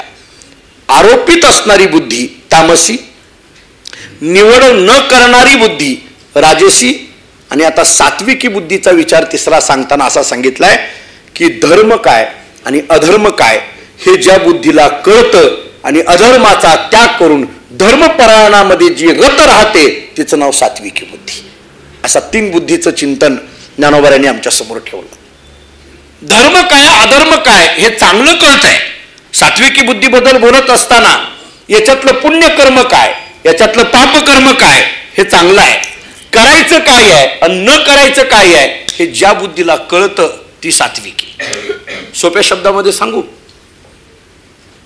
जे करायचं नाही तेच करावं वाटतं तामसी. काय करणं योग्य आहे आणि काय करणं योग्य नाही हे जिला कळतच नाही राजसी. आणि काय करावं आणि काय न करावं हे जिला कळतं सात्विकी. सोप्या शब्दामध्ये. आता थोडं पुढे जातो, मग बोललेलाच विचार थोडासा विस्ताराने मांडतो. आळसाकडे घेऊन जाणारी बुद्धी तमोगुणी, चंचलतेकडे घेऊन जाणारी बुद्धी रजोगुणी आणि स्थैर्याकडे घेऊन जाणारी बुद्धी सत्वगुणी. हाच विचार थोडा या अंगाने लावून घ्या. आळसाकडे जाणारी बुद्धी तमोगुणी. तमोगुणी असलेला बुद्धिमान मनुष्य आळसाला निर्माण करतो, प्रमादाला निर्माण करतो. आम्ही अनेकदा विनोदाने उदाहरण देत असतो. शाळेमध्ये 5-50 विद्यार्थी आहे आणि पुढे बसलेल्या मुलांनी आळस दिला. गुरुजींनी त्याच्याकडे पाहिलं आणि सांगितलं, का रे बाबा, सगळी मुलं किती शांत बसलेत आणि तू पुढे बसून आळस द्यायला लागला. त्या पुढच्या पोरांनी इतकं गमतीचं उत्तर दिलं. तो म्हटला, गुरुजी, सगळ्यालाच आळस आलाय, पण ते आळस द्यायला सुद्धा आळस करतात, इतके आळशी आहेत म्हटलं. तमोगुणाचं काम आहे. रजोगुणी चंचलता, आपण मग बोलून आलो, चंचलता, त्याला काही नाही, चंचल विक्षेप असतो. ज्ञानोबांनी इतकं गोड वर्णन केलंय. हे रज याची कारणे जीवा ते रंजवू जाणे, ज्ञानोबा बोलतात. रजोगुणी चंचलतेकडे घेऊन जातो. ही बुद्धी चंचल असते, रजोगुणी बुद्धी चंचल आहे. हे रज याची कारणे जीवा ते रंजवू जाणे. मी अनेकदा उदाहरण देत असतो. शाळेतून एखादा विद्यार्थी घरी आला, त्याच्या हातात नवीन पेन्सिल होती. वडिलांनी ती पाहिलं, विचारलं, का रे, काय घेऊन आला? पेन्सिल. कुठून घेऊन आला? शाळेतून. कोणाची आणली? एका मित्राची. कशी घेऊन आला? चोरून आणली. अरे का चोरून आणली? तो म्हटला, मला पाहिजे होती म्हणून चोरून आणली. वडिलांनी सांगितलं, मी तुला कित्येकदा सांगितलं, तुला लागणारी पेन, पेन्सिल, खोडभर कागद मला माग, मी ऑफिस मधून आणून देतो, तू शाळेत चोऱ्या करत जाऊ नको. कधी कधी प्रश्न पडतो, प्रवचन सांगायची कुणाला, मुलाला का यांच्या वडिलांना? वडील जे जे करीती तया नाव धर्म ठेवीती, ज्ञानोबा बोलतात ना. आपलं काम आहे, आपण काय करतो हे घरात आपलं ठरवलं पाहिजे. आपण आपल्या बुद्धीचा प्रवास कसा चालला हे आपण अगोदर तपासलं पाहिजे. बोलणार कुणाला विचार करण्यासारखा आहे. आणि म्हणून तामसी बुद्धी, राजसी बुद्धी आणि सात्विकी बुद्धी या 3 बुद्धीचा विचार करत असताना ज्ञानेश्वर महाराज सांगतात की जी अधर्मालाच धर्म म्हणू लागली, धर्म काय ना अधर्म काय हे जिला कळेना, आणि धर्म काय आणि अधर्म काय हे जिला कळतं, अशा 3 प्रकारामध्ये या बुद्धीचं चिंतन केलं. आता हे करत असताना ज्ञानेश्वर महाराज सांगतात, या 3ही गुणांच्या पलीकडे जाणं, या 3ही गुणाच्या पलीकडे जाणं हे गुणातीत असलेली स्थिती आहे. ही 3ही गुणांच्या पलीकडे जाणं याचं कारण असं आहे, तम आणि रज हे जसं जीवाला बांधणारे आहेत, तसा एका अर्थाने सत्व सुद्धा बांधणाराच आहे. नीट ऐका, सत्व सुद्धा बांधणाराच आहे. नाही पटलं मी उदाहरण देतो तुम्हाला. फरक एवढाच आहे, एक लोखंडाची साखळी आहे आणि एक सोन्याची साखळी आहे. फरक एवढाच आहे, एक लोखंडाची साखळी, एक सोन्याची साखळी आहे. एका पोपटाला लोखंडाच्या पिंजऱ्यामध्ये ठेवलं आणि एका पोपटाला सोन्याच्या पिंजऱ्यामध्ये ठेवलं. ऐका, एका पोपटाला लोखंडाच्या पिंजऱ्यामध्ये ठेवलं आणि एका पोपटाला सोन्याच्या पिंजऱ्यामध्ये ठेवलं. आणि सोन्याच्या पिंजऱ्यामध्ये असलेल्या पोपटाच्या जवळ तो मालक गेला आणि त्या पोपटाला म्हणायला लागला, तुला कसं वाटतंय? ते पोपट शांतच. अरे तुला सोन्याच्या पिंजऱ्यात मी ठेवलंय, तुझा असणारा भाऊ तो लोखंडाच्या पिंजऱ्यात आहे आणि तू मात्र सोन्याच्या पिंजऱ्यात आहे. तुला आनंद वाटत असेल, तुला आणखीन काय देऊ मी सांग? मला तुझ्यावर विशेष प्रेम आहे. सोन्याचा पिंजरा तर दिलाच आहे, पण आणखीन तुझी काय व्यवस्था करू सांग. त्या पोपटाने एवढं गोड उत्तर दिलं. त्या पोपटाने सांगितलं, मला आणखीन काय देऊ असं तू म्हणतोस ना? हो, मला एकच दे. म्हटले काय? याच्यातून बाहेर काढ. तो म्हटला, अरे सोन्याचा आहे ना. पोपट म्हणला, पण पिंजरा आहे ना. सोन्याचा जरी असला तरी पिंजराच आहे. तम आणि रज हे जसं जीवाला बांधणारे आहेत, तसं सत्व सुद्धा एका अर्थाने बांधणाराच आहे. त्यामुळे तम, रज आणि सत्व या 3ही गुणाच्या पलीकडे होणं, ही गुणातीत स्थिती होणं, याला खरं बुद्धीचं वैभव म्हटलं जातं. या स्थितीला जाणं, ज्यावेळेस गुणातीत अशी स्थिती येते, त्यावेळेस सुखदुःखाच्या पलीकडे पोहोचलेली ही बुद्धी असते. एरवी प्रपंचाच्या जीवनामध्ये एक सुखाची बुद्धी आहे आणि एक दुःखाची बुद्धी आहे. देहबुद्धी ही दोन विभागामध्ये विभागली आहे. या देहाचा विचार करत असताना या देहाच्या माध्यमातून कधी सुखबुद्धी तयार होते आहे आणि या देहाच्या माध्यमातून कधी दुःखबुद्धी तयार होते. कधी आम्हाला सुखाची जाणीव होते तर कधी आम्हाला दुःखाची जाणीव होते. मी अनेकदा सांगत असतो, घटना एकच असते पण ती घटना कधी सुख देत असते आणि तीच घटना कधी दुःख देत असते. मला कधी कधी एक आश्चर्य वाटतं, सुख तरी काय आणि दुःख तरी काय? सुखबुद्धी आणि दुःखबुद्धी खरं बघायला गेलं तर हे आहेत तरी नेमकं काय? त्याच्याकरता सुख आणि दुःखाचा शब्दांचा विचार करायचा असेल तर काय करता येईल? मी आपल्याला एक साधा विचार सांगतो, जरा बारीक ऐका. दोन अंधाऱ्या रात्रीमध्ये एक दिवस आहे आणि दोन प्रकाशमय दिवसामध्ये एक अंधारी रात्र आहे.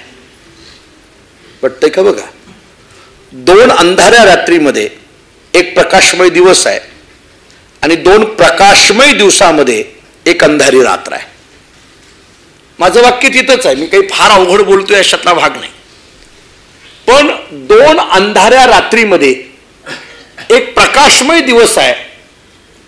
जो मनुष्य या अंधाऱ्या रात्रींकडे न पाहता केवळ आणि केवळ प्रकाशमय दिवसाकडे पाहतो त्याला सुखबुद्धी म्हणा. दोन प्रकाशमय दिवस आहेत पण असं असून सुद्धा त्या दोन प्रकाशमय दिवसाकडे न पाहता या दोन दिवसाच्या केवळ एका अंधाऱ्या रात्रीकडे जो पाहतो ती दुःखबुद्धी आहे. मी आपल्याला त्याचे खुलासे करतो. आत्ताची एक रात्र आणि उद्याची एक रात्र, या दोन रात्रीमध्ये उद्याचा अख्खा एक प्रकाशमय दिवस आहे किंवा कालची एक रात्र आणि आजची एक रात्र, याच्यामध्ये एक प्रकाशमय दिवस आहे. एक वर्ग असा आहे की तो या दोनही रात्रीकडे बघत नाही, केवळ या दोन रात्रीमध्ये असलेल्या फक्त प्रकाशाकडे पाहतोय. आणि दुसरा वर्ग असा आहे की आजचा एक दिवसाचा प्रकाश आहे, उद्याचा एक दिवसाचा प्रकाश आहे, पण या प्रकाशाकडे न पाहता केवळ आजच्या एका अंधाऱ्या रात्रीकडे पाहतोय. जो केवळ प्रकाशाकडे न पाहता केवळ अंधाराकडे पाहतो ती दुःखाची बुद्धी, आणि अंधाराकडे न पाहता केवळ प्रकाशाकडे पाहतो ती सुखाची बुद्धी. वस्तुतः तो प्रकाश तरी काय आणि तो अंधार तरी काय प्रत्येकाच्या जीवनामध्ये आहे. पण ज्यांनी प्रकाशाला स्वीकारलं तो सुखबुद्धीने राहिला आणि ज्यांनी अंधाराला स्वीकारलं तो दुःखबुद्धीने राहिला. जीवन सुद्धा अशा सुख दुःखाने अखंड भरलेलं असतं. जीवन सुद्धा असं सुख दुःखाने भरलेलं आहे. जीवनामध्ये काही क्षण सुखाचे येतात आणि काही क्षण दुःखाचे येतात आणि त्या त्या क्षणामध्ये आमची बुद्धी तशी होऊ लागते. पण मला ज्ञानेश्वर महाराजांचं चिंतन आपल्याला सांगायचं आहे. ज्ञानोबा बोलतात, या सुख दुःख बुद्धीच्या पलीकडे जी सुखरूप अवस्था सांगितलेली आहे, गुणातीत अवस्था सांगितलेली आहे, ती खरं बुद्धीचं वैभव आहे. ती खरी बुद्धीची मुख्य अवस्था आहे. तिथं बुद्धी हा शब्दही राहत नाही अशी ती अवस्था आहे. मी आपल्याला त्याच्याकरता ज्ञानेश्वरीतलीच एक ओवी देतो म्हणजे कळेल. फार गोड चिंतन आहे. ज्ञानेश्वर महाराज सांगतात, सुखी संतोषा न यावे, दुःखी विषादा न भजावे, लाभालाभ न धरावे मना माझी. इथला जो मना माझी एक नाही त्यालाच थोडं अधोरेखित करा. तोच बुद्धी माझी असं म्हटलं तरी हरकत नाही. तिथं सुखी संतोषा न यावी, दुःखी विषादा न भजावे. माणसाकडे सुख आलं की मनुष्य संतोषाकडे जातो आणि दुःख आलं की मनुष्य विषादाकडे जातो. लाभ आणि अलाभाने या सुख आणि दुःखाच्या निर्मिती होत राहतात. एखाद्या गोष्टीचा लाभ झाला की माणसाला सुख होतं आणि संतोषाकडे जातो, आणि एखाद्या गोष्टीचा अलाभ झाला की माणसाला दुःख होतं आणि माणूस विषादाकडे जातो. ज्ञानोबा बोलतात, या सगळ्या गोष्टी मना माझी न धराव्या. या मना माझी न धराव्या. मनाच्या पलीकडे पोहोचलं की या सगळ्याच्या पलीकडे गुणातीत अवस्थेकडे जीव पोहोचतो. का? या सुखदुःखाच्या पलीकडे पोहोचणं हे बुद्धीचं वैभव आहे असं का सांगायला लागलो मी? गुणातीत अवस्था होणं हे बुद्धीचं वैभव असं का सांगायला लागलो? त्याचं कारण सांगतो. तुकाराम महाराजांचा एक अभंग आहे, तुका म्हणे जाण सुख दुःख समान. महाराज सांगतात तुका म्हणे जाण सुख दुःख समान. आणखीन एक तुकाराम महाराजांचं प्रमाण देतो. करो नये सुख दुःख तहान हरपली भूक देह भाव हरपला तुझं पाहता विठ्ठला. करो नये सुख दुःख या स्थितीमध्ये आम्ही गेलो. सुख आणि दुःखाच्या पलीकडे पोहोचलो. या बुद्धीचं वैभव कुठं आहे? या सुख दुःखाच्या पलीकडे पोहोचणं. आता दुःखात तर राहीलच नाही पण सुखातही नाही. तत्वज्ञानाने याच्यावर चिंतन पुष्कळ केलंय. सुख आणि दुःखाचा विचार करत असताना हेतुचिंतन, फलचिंतन आणि स्वरूप चिंतन करा असं सांगितलंय. या सुख दुःखाचे हेतू काय आहेत याचा विचार करा. सुख दुःखाचं फल काय आहे याचा विचार करा आणि सुख दुःखाचं स्वरूप काय आहे याचा विचार करा. तत्वज्ञानाने याच्यावर पुष्कळ विचार मांडलेला आहे. मी आपल्याला त्याचे खुलासे करतो. सुखाचा तरी हेतू, दुःखाचा तरी हेतू काय आहे याचा जर विचार करायचा झाला, साधं एका वाक्यात उत्तर देऊन जाता येतं. पुण्य संचय त्याच्यातून निर्मिती आहे ती सुखाची आणि पाप संचय त्याच्यातून निर्मिती आहे ती दुःखाची. मग शास्त्र असं सांगतं, ज्ञानोबराय आम्हाला असं सांगतात की त्या सुखाने हुरळून जाऊ नका आणि दुःखाने खिन्न होऊ नका. किती बुद्धीचा एक सूक्ष्म विचार ज्ञानोबराय सांगतात बघा. ही गुणातीत बुद्धी आहे. मला बुद्धीचा विचार जो सांगायचा आहे त्या स्थितीचा विचार ऐका. मी तामसी, राजसी आणि सात्विकीच्याही पलीकडे थोडासा विचार बोलायला लागलो. ज्ञानोबराय बोलतात या सुखाने आणि दुःखाने या दोन्ही गोष्टीच्या पलीकडे ज्यावेळेस आम्ही पोहोचतो ते खरं बुद्धीचं वैभव आहे. त्याला गुणातीत बुद्धी असं म्हणा. का? सुखदुःखाच्या पलीकडे पोहोचायचं कसं? ज्ञानेश्वर महाराज सांगतात सुखाची प्राप्ती हा तरी एक पुण्याचा भाग आहे आणि दुःखाची प्राप्ती हा एक पापाचा भाग आहे. आमच्या जीवनात सुख आलं हे जर पुण्याचं काम असेल किंवा पुण्याईच्या जोरावर आलं असेल आणि आमच्या जीवनात दुःख आलं हे जर पापाचं कार्य असेल, म्हणजे पाप घडल्यामुळे दुःख आहे आणि पुण्य घडल्यामुळे जर सुख असेल, तर मग त्या पुण्य घडलेल्या सुखाचा मी माझ्याशी का संबंध लावावा आणि पाप घडलेल्या दुःखाचा तरी मी माझ्याशी का संबंध लावावा? कारण जो मी आहे तो या पुण्य आणि पापाच्या पलीकडला आहे ना. तो जो आत्मतत्व आहे, काल आपण ज्याच्यावर बोलत होतो, तो आत्मा या पुण्य आणि पापाच्या पलीकडला आहे. मग जर पुण्य आणि पापाच्या पलीकडलेलं असलेलं जे आत्मतत्व आहे त्या आत्मतत्वाच्या ठिकाणी पुण्याने निर्माण होणाऱ्या सुखाचा तरी काय संबंध आहे आणि पापाने निर्माण होणाऱ्या दुःखाचा तरी काय संबंध आहे? म्हणून सुखी संतोषा न यावे, दुःखी विषादा न बसावे. थोडा या अंगाने विचार करा. नाही पटलं मी दुसऱ्या पद्धतीने सांगतो. ज्ञानोबराय बोलतात सुख म्हणजे काय? पुण्याचा क्षय आहे आणि दुःख म्हणजे काय? पापाचा क्षय आहे. ऐका, पुण्य म्हणजे काय? सुख म्हणजे काय? तर पुण्याचा क्षय आहे. सुख झालं म्हणजे काय झालं? तुम्ही केलेलं जे पुण्य आहे त्यानं तुम्हाला फळ मिळालं. फळ मिळालं की त्याचा क्षय झाला ना. तुम्हाला सुख झालं म्हणजे काय? तुम्ही केलेल्या पुण्याचं फळ मिळालं. मग पुण्य हे जर साधन असेल आणि सुख हे जर त्याचं साध्य असेल तर साध्य मिळालं की साधनाचा क्षय असतो. बघा पटतंय का? म्हणून सूक्ष्म चिंतन करा. साध्य मिळालं की साधनाचा क्षय असतो. मी अनेकदा उदाहरण देत असतो. हातामध्ये कंदील घेतला आणि घरापर्यंत गेलो. जुन्या काळाचं उदाहरण घ्या. घरापर्यंत गेलो, घर भेटलं की तुम्ही काय करणार? कंदील विझून टाकणार. का? कारण ज्या घरी जायचं होतं ते घर भेटलं ना. म्हणजे साध्य मिळालं की तुम्ही काय करणार आहे? बरं जाऊ द्या, तुम्ही गाडीमध्ये घरामध्ये घरी गेला. मला अमुक कोणाच्या तरी घरी जायचंय, आमच्या विजू शेठच्या घरी जायचंय. मी गाडीमध्ये गेलो, विजू शेठच्या घरापर्यंत गेलो, प्रवीण शेठच्या घरापर्यंत गेलो. गेल्याबरोबर मी काय करणार आहे? घर आल्याबरोबर गाडीतनं उतरणार ना. मी गाडीतून उतरणार, त्या गाडीचा सोडून टाकणार ती गाडी. नाही मी घरी आलोय, गाडीतच बसणार. शक्य आहे काय? मी का मला त्या गाडीची आत्ता गरज नाही. का गरज नाही? कारण मला ज्या घरी जायचं होतं ते घर भेटलं ना. साध्य मिळालं की साधनाचा नाश असतो किंवा साधन सोडलं जातं. मग पुण्याचं फल हे जर सुख असेल आणि पापाचं फल हे जर दुःख असेल आणि तुम्हाला सुख मिळालं की पुण्याचा क्षय आहे आणि दुःख मिळालं की पापाचा क्षय आहे. मग जर सुखाने पुण्याचा क्षय होणार आहे आणि दुःखाने पापाचा क्षय होणार आहे, तर मग पुण्याचा क्षय झाला, पापाचा क्षय झाला, तर मग पुण्याचा क्षय होणाऱ्या सुखाने संतोषाला का जावं आणि पापाचा क्षय होणाऱ्या दुःखाने तरी विषादाकडे का जावं? सुखी संतोषा न यावे, दुःखी विषादा न बजावे. थोडं कठीण वाटेल आपल्याला, थोडं सूक्ष्म पद्धतीने ऐका. म्हणून मी आपल्याला याच्यातला थोडा बारकावा सांगत होतो. हेतू चिंतन करा, फलचिंतन करा आणि स्वरूप चिंतन करा. याच्यातून आपल्याला लक्षात येईल हेतू चिंतनाने काय आहे, फलचिंतनाने काय आहे आणि स्वरूप चिंतनाने काय. ओळी मला तीच सांगायची आपल्याला. सुखी संतोषा न यावे, दुःखी विषादा न भजावे, लाभालाभ न धरावे मना माझी. ज्ञानोबांची काय भाषा आहे. गुणातीत ज्याची बुद्धी झाली आहे त्या बुद्धीचं वैभव ज्ञानोबा सांगतात की जो तम रज आणि सत्वाच्या पलीकडे पोहोचलेला आहे ना, तो या सुख दुःखामध्ये गुंतत नाही. त्यामुळे सुखबुद्धी आणि दुःख बुद्धीच्या पलीकडे जी बुद्धी आहे ती गुणातीत बुद्धी आहे. या सुखामध्ये आणि दुःखामध्ये अडकली नाही. दुर्दैवाने आम्ही दुःखाच्या सापेक्ष सुखाची संकल्पना मांडतोय.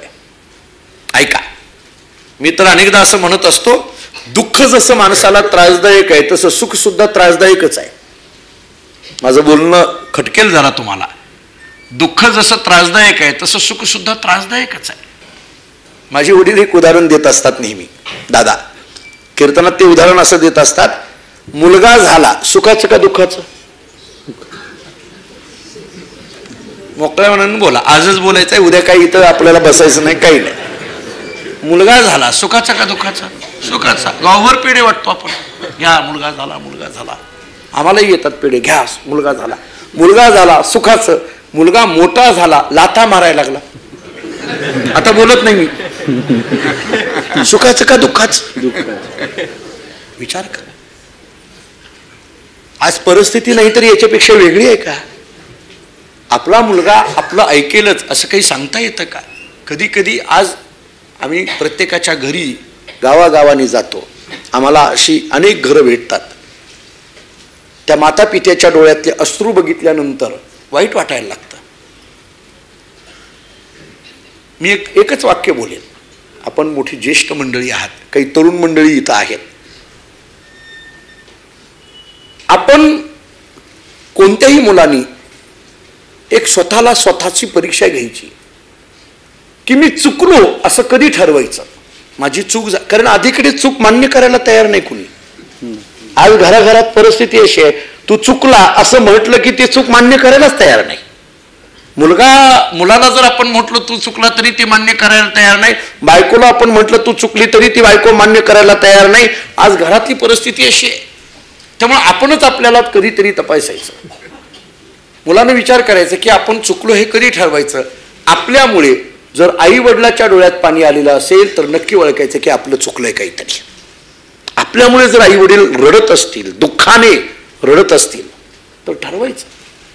आजची परिस्थिती विचित्र झाली. आज घराघरांमधली ही विसंगती बघायला लागल्यानंतर वाटायला लागतं की अध्यात्म शास्त्र ज्या संस्कृतीने जगाला दिलं ती भारतीय संस्कृती आता राहिली कुठं, सांगायची कुठं. आपण या नवीन तंत्रज्ञानाच्या आहारी जात असताना मूळ तत्वापासून आणि संस्कृतीपासून जर आम्ही कोसो दूर जात असेल तर मग हे तंत्रज्ञान नेमकं करायचं तरी काय. आपल्या मातृदेवो भव पितृदेवो भव ही सांगणारी संस्कृती आहे ना आज. आणखीन कधी कधी मला वाटतं की या शिक्षणाने नेमकं आमचे वडील एक वाक्य सांगायचे मला आजही ते माझ्या हृदयावर कोरलेलं वाक्य आहे. इथं जुनी मंडळी आहेत, आदरणीय राजेश साहेब आहेत, महाल्ले साहेब आहेत, ही जुनी मंडळी आहेत, ज्येष्ठ मंडळी आहेत. माझे वडील असं सांगायचे की पूर्वीच्या काळामध्ये संस्कार होते, शिक्षण नव्हतं. 4वी 7वी 10वी झालं पण संस्कार होते. समाजात कसं बोलावं, कसं वागावं हे संस्कार होते. आत्ताच्या काळात शिक्षण खूप झालं, MA आहे, अमुक आहे, तमुक आहे, पण संस्कार राहिले नाहीत. मग माझे वडील एक वाक्य असं सांगत असतात की शिक्षण ही काळाची गरज आहे पण संस्कार ही जीवनाची गरज आहे. शिक्षण ही काळाची गरज आहे आणि संस्कार ही जीवनाची गरज आहे आणि संस्कारमय शिक्षणाकरिता अध्यात्म पर प्रवचनाची गरज आहे.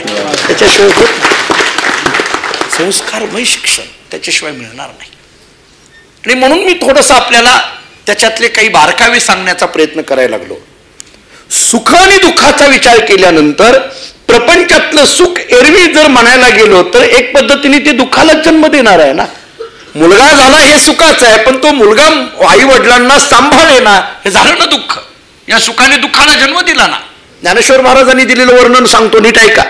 ज्ञानोबा बोलतात, म्हणून विषय भोगी जे सुख साध्यंतची जाण दुःख परी काय की जे मूर्ख न सेविता न सरे. ज्ञानोबा बोलतात, विषयाचे समसुख बेगडाची बाहुली अभराची सावली जाईल रया. ज्ञानोबा दृष्टांत देतात, अभराची सावली जाईल रया. एखाद्याने घर बांधायला सुरुवात केली, दुसरा म्हणायला लागला काय करतो, घर बांधायला लागलो. अरे कशा करता, सावली करता. तो म्हटला सावली करता घर बांधायची काय गरज आहे, ढग आल्यानंतर सावली असतीच की. तो जो घर बांधणारा होता तो म्हटला अरे ढगाची सावली काही कायम आहे का. उदाहरण संपलं. जसं ढगाची सावली कायम नाही तसं प्रपंचातलं सुख हे काही कायम नाही, ते कधी ना कधी पर्यायाने दुःखाला जन्म देणार आहे. म्हणून विषयभोगी जे सुख, त्यामुळे या सुखाने दुःखाला जन्म दिला. मुलगा झाला सुख आहे, पण त्यांनी आम्हाला नीट नाही सांभाळलं की दुःख आहे. हे सुख दुःखाला जन्म देत. मोबाईल आपण घेतो 10,000 15,000 20,000चा मोबाईल घेतो. मोबाईल घेणं सुखाचं का दुःखाचं. सुखाचं. बॅलन्स संपला झालं. उदाहरण इथंच आहे. घरामध्ये मी अनेकदा उदाहरण देतो, घरामध्ये लाईट फॅन लाईट असणं सुखाचं का दुःखाचं. सुखाचं. फॅन असणं सुखाचं का दुःखाचं. फ्रीज असणं सुखाचं का दुःखाचं. 1 महिन्यानंतर एमईसीबीचं बिल येणं सुखाचं का दुःखाचं. काय त्या दिवशी गोंधळ असतो घरामध्ये बिल आल्यानंतर.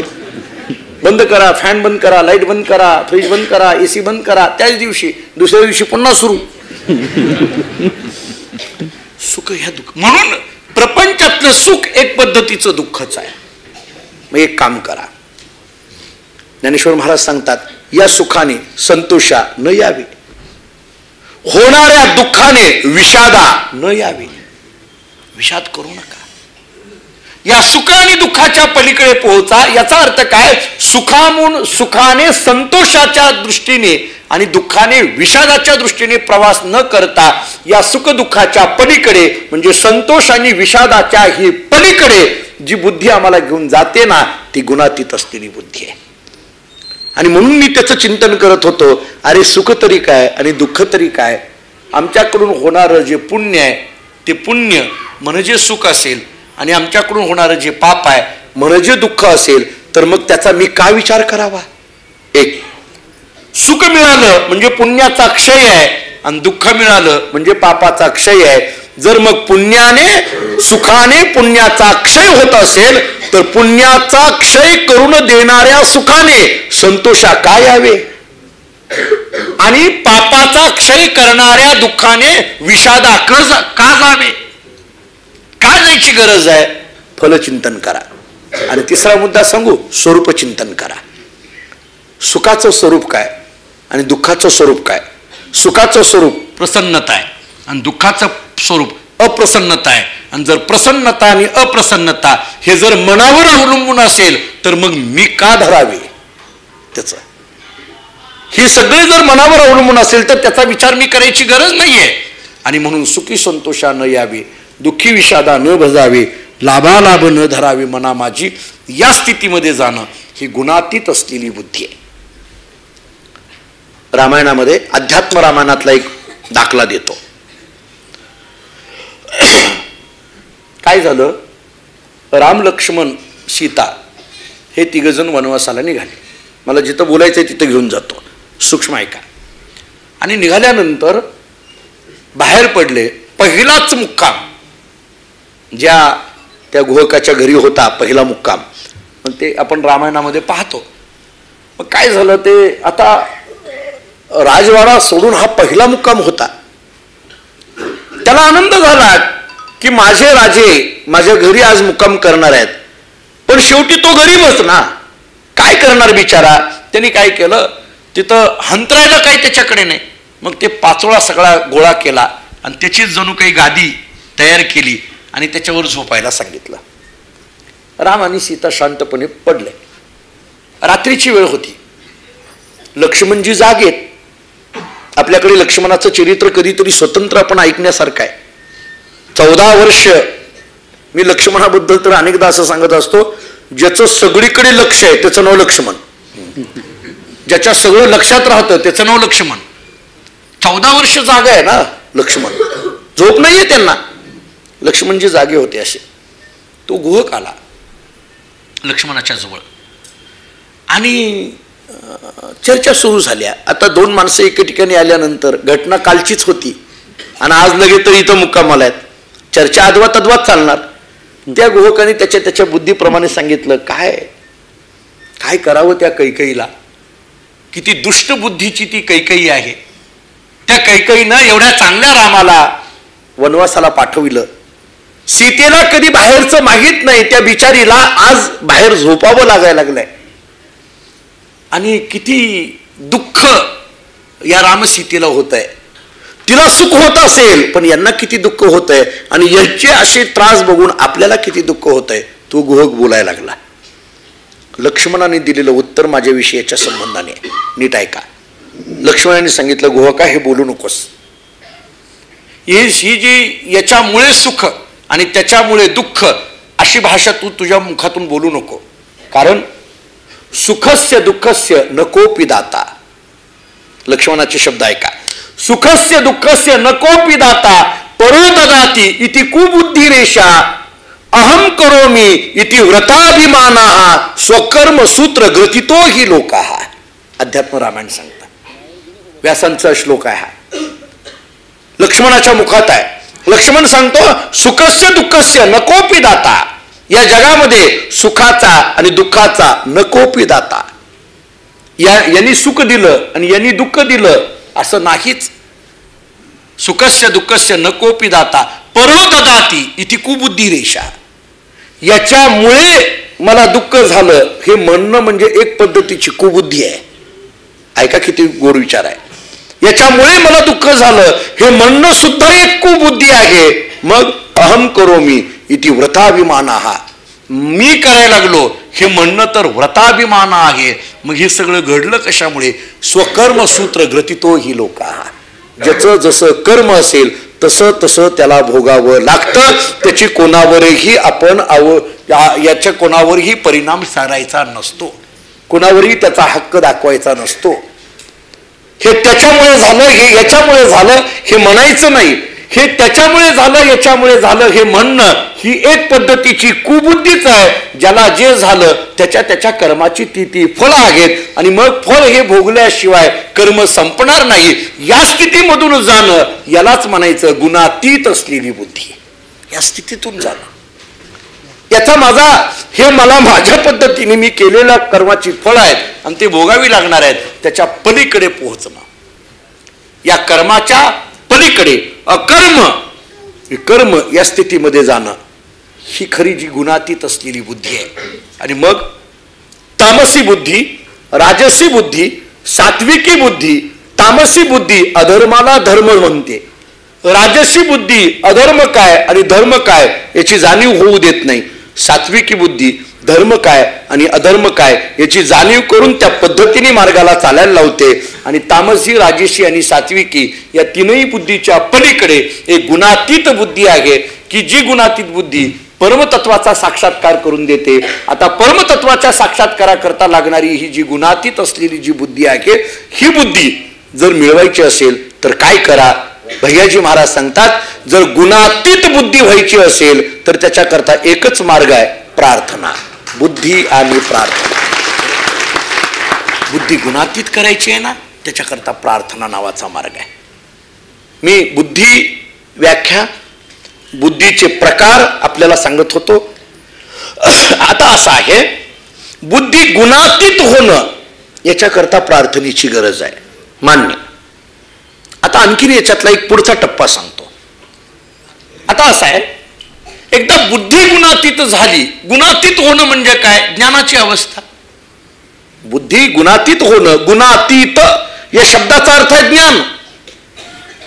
कारण ज्ञान जे आहे ते गुणातीत आहे ना, त्याला तम रज आणि सत्वाचं बंधन लागत नाही. त्याच्या पलीकडे जे आहे ते ज्ञान आहे, ते आत्मज्ञान आहे. मग आता नीट ऐका, जर इथं आता हे एक अर्थ संपला, म्हणजे ही गुणातीत बुद्धी व्हायची असेल तर प्रार्थना करा, हा एक अर्थ संपला. मला दुसरे दोन अर्थ मला जी मनात माझ्या विचार करून आलेलो आहे तेवढे अर्थ सांगून मला थांबायचं आहे. आता दुसरा अर्थ मला आपल्याला असं सांगायचं आहे की ही बुद्धी गुणातीत व्हावी याच्याकरता प्रार्थना करा, मान्य. आता एकदा बुद्धी गुणातीत झाली की जी स्थिती येते ती ज्ञानाची आहे. एकदा बुद्धी गुणातीत झाली की जी स्थिती येते ती ज्ञानाची आहे. मग आता एक काम करा, महाराजांनी इथं जो बुद्धी शब्द वापरला तो बुद्धी शब्द या अंगाने आपण विचार करता येईल की ज्ञान या अंगाने विचार करा. कारण आता गुणातीत झाली ना, आणि गुणातीत होणं, बुद्धी ज्यावेळेस गुणातीत होते त्याला ज्ञान म्हणावं लागेल. कारण आता तिथं बुद्धी शब्द राहिला नाही, आता ते ज्ञान झालंय. मग एकदा ज्ञान झालं, आत्मज्ञान झालं की मग आणखीन प्रार्थना काय गरज आहे? हो, आत्मज्ञान झालं की संपलं ना. पुढं जर बुद्धी या शब्दाचा अर्थ जर गुणातीत असा इथं केला आणि गुणातीत या शब्दाचा अर्थ ज्ञान असा केला तर बुद्धी या शब्दाचा अर्थ झाला ज्ञान, बुद्धी या शब्दाचा अर्थ झाला ज्ञान. थोडक्यात आणखीन जरा सोपं करून सांगतो. जाणणं, अहो मला सांगा, कळवून घेणं काम कोणाचं असतं? बुद्धीचं आहे ना. जाणणं बरं जाऊ द्या, एक साधे दोन शब्द सांगतो. बुद्धी आहे आणि बुद्धी नाही कशावरून तुम्ही म्हणता? ज्याला कळतं त्याला बुद्धी आहे, ज्याला कळत नाही त्याला बुद्धी, एवढं तरी तुम्ही बोलता. असं बोलता का नाही? बरं, आता आणखीन गंमत सांगतो. म्हणजे बुद्धी आहे याला तुम्ही म्हणता जाणणं, आणि बुद्धी नाही याला तुम्ही म्हणता नेणणं. बरोबर आहे? आणखीन सोपं बोलतो. लहान असतो का नाही, लहान मुलगा, लहान, त्याला तुम्ही काय म्हणता? नेणता. शब्द आहे की नाही आपल्याकडे, नेणता. आणि जो मोठा असतो त्याला काय शब्द आहे? जाणता. म्हणजे वयाने जो मोठा आहे त्याला तुम्ही म्हणता जाणता, आणि वयाने लहान आहे त्याला काय म्हणता? नेणता. म्हणजे वयाने लहान आहे त्याला नेणता का म्हणता? याला कळत नाही. लहानाला काय कळत नाही, अहो फार बुद्धी नाही हो याला, असं म्हणता.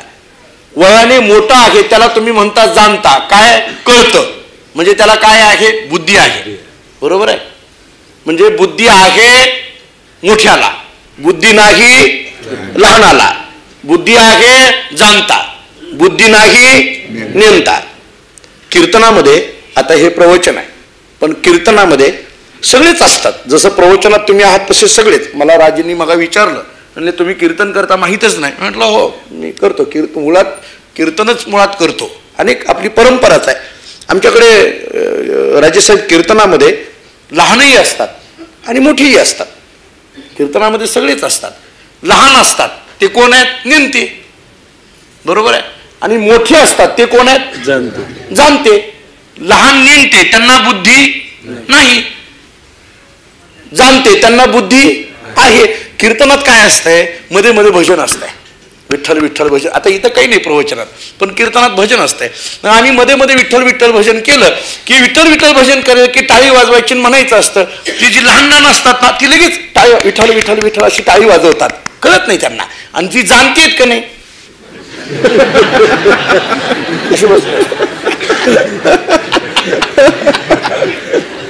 आता मला विचारायचं आहे, बुद्धी याला आहे का याला आहे? आता सांगा काय करणार? कुणाला म्हणायचं बुद्धिमान? आता लहानाला बुद्धिमान म्हणायचं का मोठ्याला बुद्धिमान म्हणायचं? लहान शांत बसते. अहो त्याला लहानांना बघा तुम्ही, जर सांगितलं का नाही प्रवचन चालू आहे, हलू नकोस, प्रवचन चालू आहे, बोलू नकोस, ते लहान पोरग लगेच ऐकतं, हालत नाही, असं बसतं. मोठं उठतं, निघून जातं, परत बसतं. म्हणायचं कुणाला बुद्धी आहे? कुणाला म्हणायचं? कळतं कुणाला म्हणायचं? विचार करण्यासारखं आहे. आणि म्हणून बुद्धीचा संबंध वयाशी नाही, बुद्धीचा संबंध जाणीविषयी आहे. मग मला आपल्याला प्रश्न विचारायचा आहे, वयाच्या 16व्या वर्षी ज्ञानेश्वर महाराजांनी ज्ञानेश्वरी लिहिली, 16च्या उलट 61 झालं तरी ज्ञानेश्वरी वाचायची आणखी? मी नाही बोलणार, तुम्हीच बोला. आहे का बुद्धी आम्हाला? ज्ञानेश्वरी वाचावी अशी बुद्धी होते का? मग बुद्धी या शब्दाचा अर्थ वयाशी नाही जोडता येणार. बुद्धी या शब्दाचा अर्थ जाणीविषयी घ्या.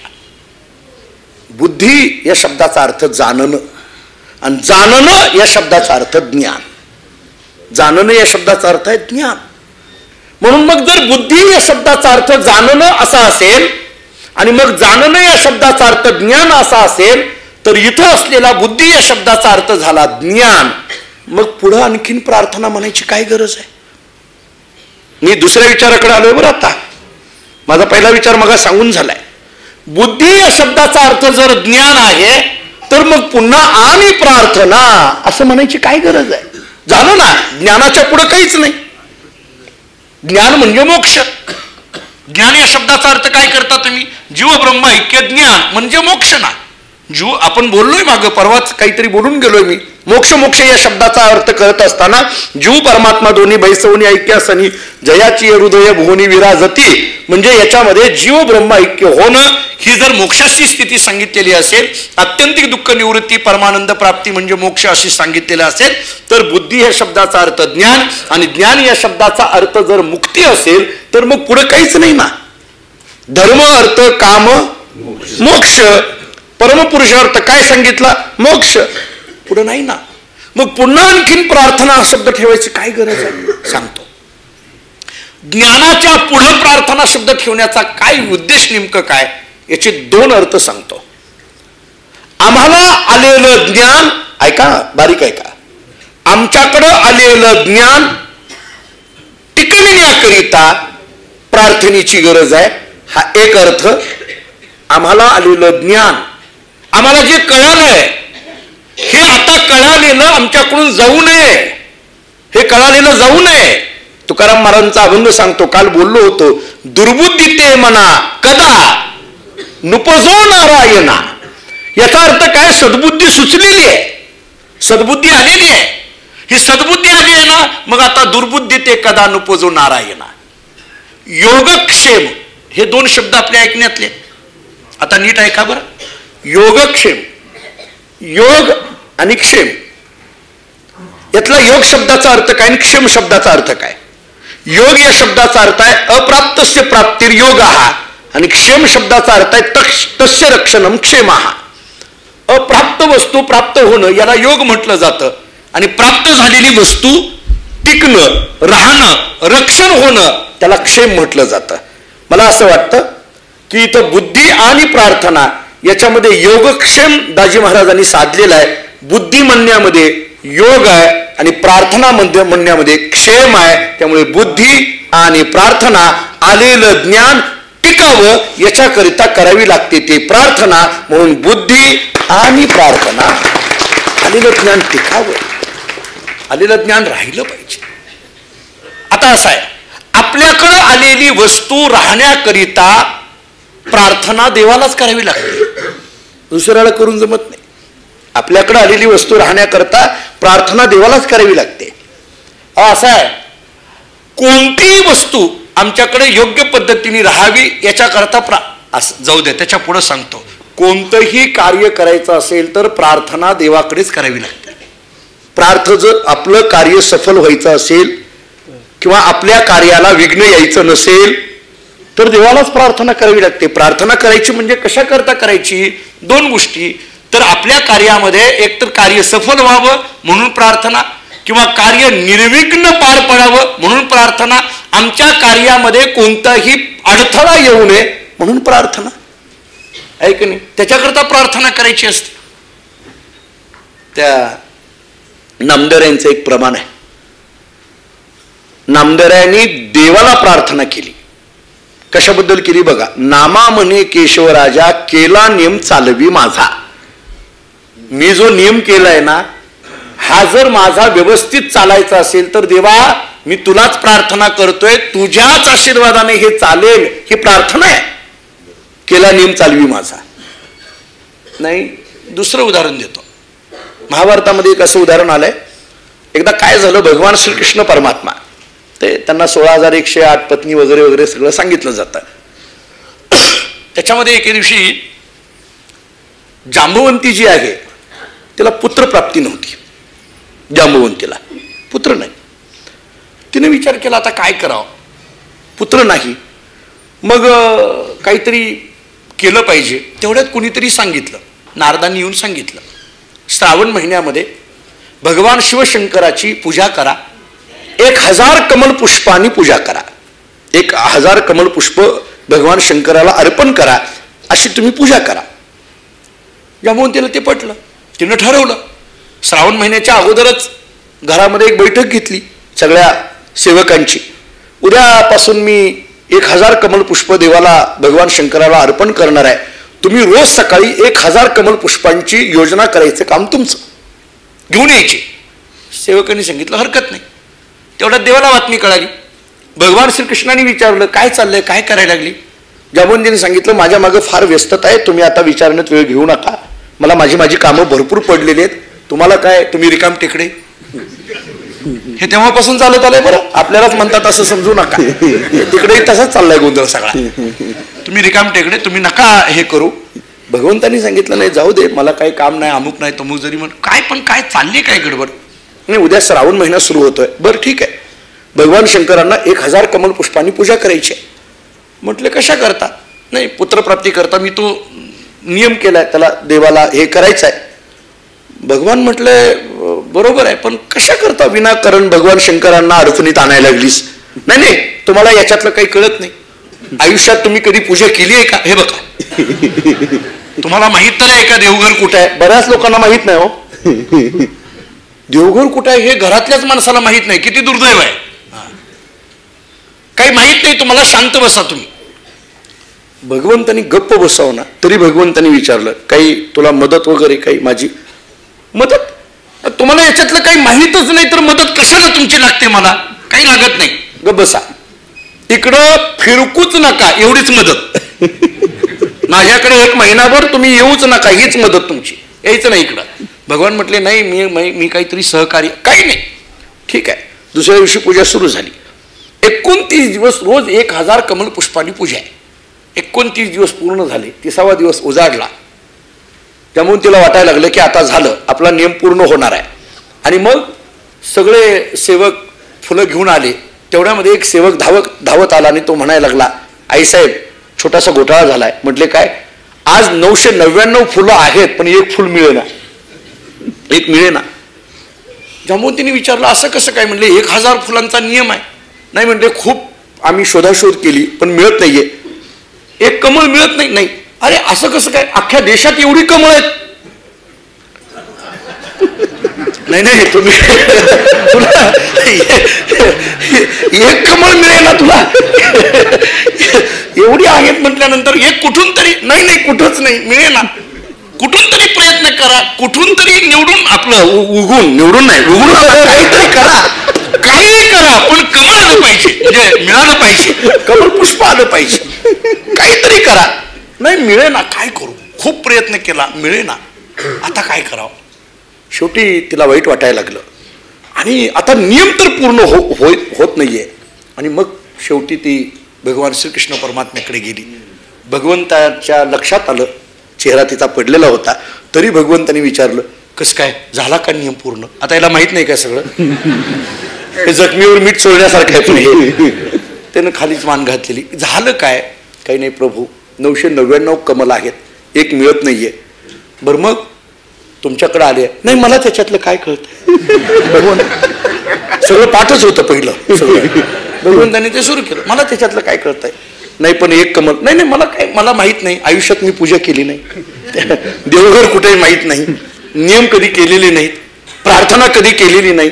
नाही ते सगळं जाऊ द्या, मला माफ करा. मी तुम्हाला प्रार्थना करते की माझं हे कार्य निर्विघ्नपणे पार पडण्याकरता तुम्ही माझ्यावर कृपा करा. मग ते भगवंताने आपला एक नेत्र तिला अर्पण केलं. भगवंताला ते अर्पण कर, कारण माझं नेत्र हेच एक कमल आहे, नेत्र कमल भगवंताला अर्पण कर, हे सांगितलं. मुद्दा काय आहे. माझं कार्य निर्विघ्नपणे पार पाडायचं असेल तर प्रार्थना महत्वाची आहे. याचा अर्थ बुद्धी मला आलेली आहे, फक्त ही बुद्धी योग झालेला आहे. हिचा क्षेम होण्याकरिता बुद्धी आणि प्रार्थना असा दुसरा विचार. क्षेम होण्याकरिता बुद्धी आणि प्रार्थना, दोन अर्थ झाले. आणखीन एक सांगतो, मला आणखीन एक विचार याच्यातून प्रगट व्हावा असा वाटतोय. मी आपल्याला पुन्हा त्याच विचाराकडे येतो. बुद्धी या शब्दाचा अर्थ ज्ञान. आपण मगा बोललो गुणातीत होणं म्हणजे आत्मज्ञान. मग एकदा आत्मज्ञान झाल्यानंतर पुन्हा प्रार्थना काय विषय आहे याचा विचार तत्वज्ञानामध्ये, वारकरी संप्रदायाच्या तत्वज्ञानामध्ये भरलेला आहे की आत्मज्ञान प्राप्त झालंय. सद्गुरु श्री भैयाजी महाराज सांगतात की आत्मज्ञान प्राप्त झालंय. ज्ञानोबराय तुकोबरायांचं चिंतन हेच आहे, आत्मज्ञान प्राप्त झालेलं आहे, अद्वैताची स्थिती प्राप्त झालेली आहे. पण या अद्वैताच्या स्थितीमध्ये मला राहायचं नाही. अद्वैती तो माझे नाही समाधान, गुढ हे चरण सेवा तुझी. मला या अद्वैताच्या स्थितीत राहायचं नाही. या अद्वैताच्याही पुढं एक स्थिती आहे आणि ती कशाची आहे? भक्तीची स्थिती आहे. ज्ञानाच्या पुढं जर काय असेल तर ती भक्ती आहे. त्यामुळे बुद्धी म्हणण्यामध्ये ज्ञान आणि तिच्या पुढं भक्ती आहे म्हणण्यामध्ये बुद्धी आणि प्रार्थना. कारण भक्ती ही प्रार्थना आहे ना. प्रार्थना ही एक पद्धतीची भक्ती सांगितलेली आहे. यालाच ज्ञानोत्तर प्रेमलक्षणा भक्ती म्हणा. आता मी 3 भूमिका सांगतो. ज्ञान पूर्व भक्ती वेगळी, ज्ञान हीच भक्ती वेगळी आणि ज्ञान उत्तर भक्ती वेगळी. मला इथंच जोडायचं आहे आपल्याला. ज्ञानपूर्व प्रार्थना, ज्ञान हीच प्रार्थना आणि ज्ञान उत्तर प्रार्थना अशा पद्धतीने विचार करा. ज्ञानपूर्व प्रार्थना, ज्ञान हीच प्रार्थना आणि ज्ञान उत्तर प्रार्थना. मी आपल्याला त्याची प्रमाण देतो. ज्ञानपूर्व भक्ती, तुकाराम महाराजांच्या चरित्राकडे या. ज्ञानपूर्व भक्तीचा एक उल्लेख देतो.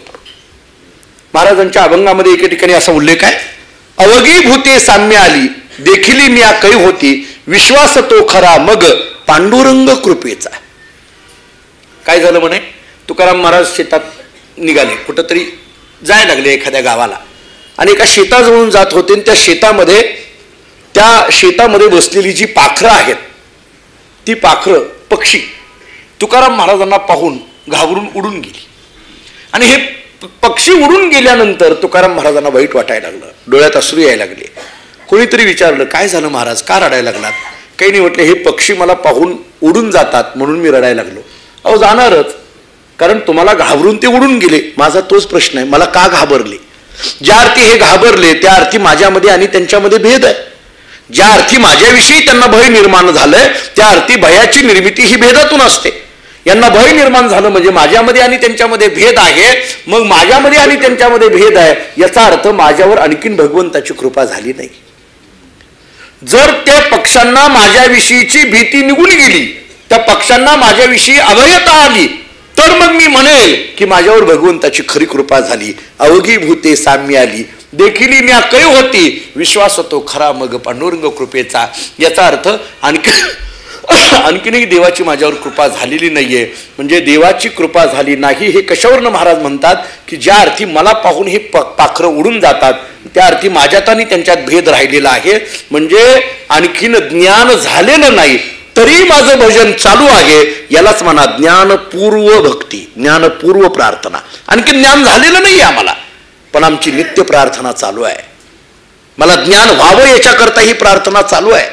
रोज प्रत्येक रविवारी आम्ही प्रार्थना स्तोत्र वाचतोय. रोज सकाळी उठल्यानंतर भगवंताची आराधना पूजा अर्चा आम्ही करतोय. याच्यात भावना काय आहे? ते आत्मज्ञान मला व्हावं, ते परमात्म ज्ञान मला व्हावं, ते स्वरूप ज्ञान मला व्हावं, ही प्रार्थना आमची चालूच आहे. एक दिवस असा येतो की त्या आत्मज्ञानाची प्रचिती येते, आत्मज्ञान प्राप्त होतं. कशावरून ओळखायचं? ज्ञानेश्वरीकडे या. ज्ञानोबराय काय उत्तर देतात ऐका. ज्ञानोबराय बोलतात, मी करत असलेली भक्ती काय आहे? मी कधी म्हणायचं की ही माझी भक्ती आहे? ज्ञानोबराय बोलतात, एरवी तिजी ना चवती, हे पहिली ना सरती, पै माझी ये स्वरूप स्थिती भक्ती नाम. माझ्या स्वरूप स्थिती मला प्राप्त होणं हीच भक्ती आहे. माझी प्रार्थना कशाला मी म्हणणार?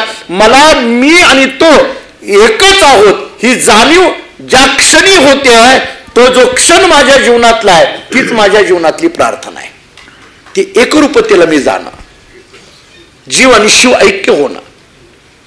नाही पटलं? नारद भक्ती सूत्रातलं सूत्र सांगतो. नारदांनी सूत्र दिलंय, आत्मरती अविरोधेन इति शांडिल्य. आत्मज्ञानाच्या जी अविरोधी आहे तिलाच भक्ती म्हणा, असं शांडिल्यांचं मत आहे. जगद्गुरु आद्य शंकराचार्यांचा आधार देतो. आचार्यांनी विवेक चूडामणी नावाच्या ग्रंथात असं सांगितलंय, मोक्ष कारण सामग्र्याम भक्तिरेव गरीयसी स्वस्वरूपानुसंधान भक्तिरित्य विधीयते. मोक्ष कारण सामग्र्याम, मोक्ष मिळवण्याकरिता भक्तिरेव गरीयसी, भक्ती हेच श्रेष्ठ आहे. हो पण भक्ती म्हणायचं कशाला? जगद्गुरु आद्य शंकराचार्य सांगतात, स्वस्वरूपानुसंधान भक्तिरित्य विधीयते. स्वस्वरूपाचं अनुसंधान होणं हीच भक्ती आहे. स्वस्वरूपाचं ज्ञान होणं हीच भक्ती आहे. स्वस्वरूपाचं ज्ञान होणं हीच प्रार्थना आहे. म्हणजे यालाच ज्ञान येणं हीच प्रार्थना म्हणा. दोन मुद्दे झाले, ज्ञानपूर्व, ज्ञान म्हणजेच. आता तिसरं सांगतो, ज्ञान उत्तर भक्ती. ज्ञान मिळाल्यानंतरही, मी मगा तुकाराम महाराजांचं प्रमाण दिलं, दुसरं प्रमाण तुमच्या सोप्या भाषेतलं देतो. नको ब्रह्मज्ञान, आत्मस्थिती भाव, मी भक्त तू देव ऐसे करी. तुकाराम महाराज सांगतात, देवा हे ब्रह्मज्ञान आम्हाला देऊ नको. का? कारण मिळालेलंच आहे. कशाला द्यायला लागलाय? मिळालेलंच आहे ना. हे ब्रह्मज्ञान देऊ नको आम्हाला. आम्हाला अपेक्षा काय? मी भक्त तू देव ऐसे करी. मी भक्त असावा आणि तू देव असावा आणि माझ्या मुखामध्ये अखंड तुझी प्रार्थना असावी, एवढंच मला दे. का? ज्ञान मला मिळालेलंच आहे. मला फक्त अपेक्षा एवढीच आहे. ज्ञान मिळालेलंच आहे. बुद्धी मला अपेक्षा एवढीच आहे. प्रार्थना, बुद्धी आणि प्रार्थना ही ज्ञान उत्तर भक्ती. या अंगाने बघा, ज्ञानानंतरही ही प्रार्थना करता येते, ज्ञानानंतरही ही भक्ती करता येते. या अनुषंगाने आपल्याला ज्ञानोत्तर भक्तीचा विचार करता येईल. एकदा ज्ञानोत्तर भक्ती प्राप्त झाली की आता मग विष्णुमय जग वैष्णवाचा धर्म या स्थितीत प्रवास चालू असतो. आता कोणाबद्दलही कोणाही जीवाचा नगरो मत्सर वर्म सर्वेश्वर पूजनाचे या स्थितीत हा प्रवास चालू असतो. अखंड भगवंताच्या नामचिंतनामध्ये हा प्रवास चालू असतो. महाराज सांगतात की ही बुद्धी आणि प्रार्थना म्हणत असताना ज्ञानपूर्व ही प्रार्थना, ज्ञान हीच प्रार्थना आणि ज्ञान उत्तर प्रार्थना. आता या तीन भूमिका ज्याच्या त्याच्या योग्यतेप्रमाणे लावून घ्या असं महाराज सांगतात. ज्याच्या त्याच्या पद्धतीने लावून घ्या. कारण प्रार्थना स्तोत्राचं चिंतन करणारा एक वर्ग ज्ञानपूर्व भक्तीतला आहे.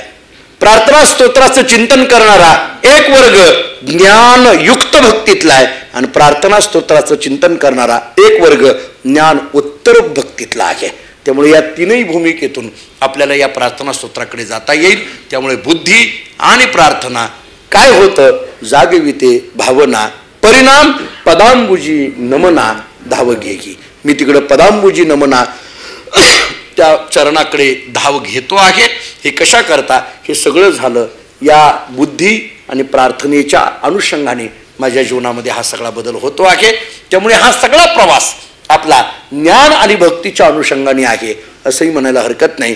ते ज्ञान आणि भक्तीचं जीवन आपल्याकडे यावं. कधी कधी प्रश्न पडतो की ज्ञानपूर्व भक्तीतलं जीवन कोणाचं, ज्ञानयुक्त भक्तीतलं जीवन कोणाचं आणि ज्ञान उत्तर भक्तीतलं जीवन कोणाचं. ज्ञानपूर्व भक्तीतलं जीवन साधकाचं, ज्ञानयुक्त भक्तीतलं जीवन मुक्ताचं आणि ज्ञान उत्तर भक्तीतलं जीवन संतांचं. त्यामुळे अशा पद्धतीने विचार आपल्याला करता येण्यासारखा आहे. त्यामुळे ज्ञान उत्तर भक्तीतलं जीवन हे जर संतांचं असेल आणि ते संत जगाच्या कल्याणाकरता येत असतील तर त्याचा विचार आता करून जमायचा नाही.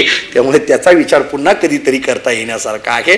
त्यामुळे या पद्धतीने आपल्याला ज्ञान आणि भक्ती म्हणजेच बुद्धी आणि प्रार्थना या विषयाची उकल करता येण्यासारखा आहे.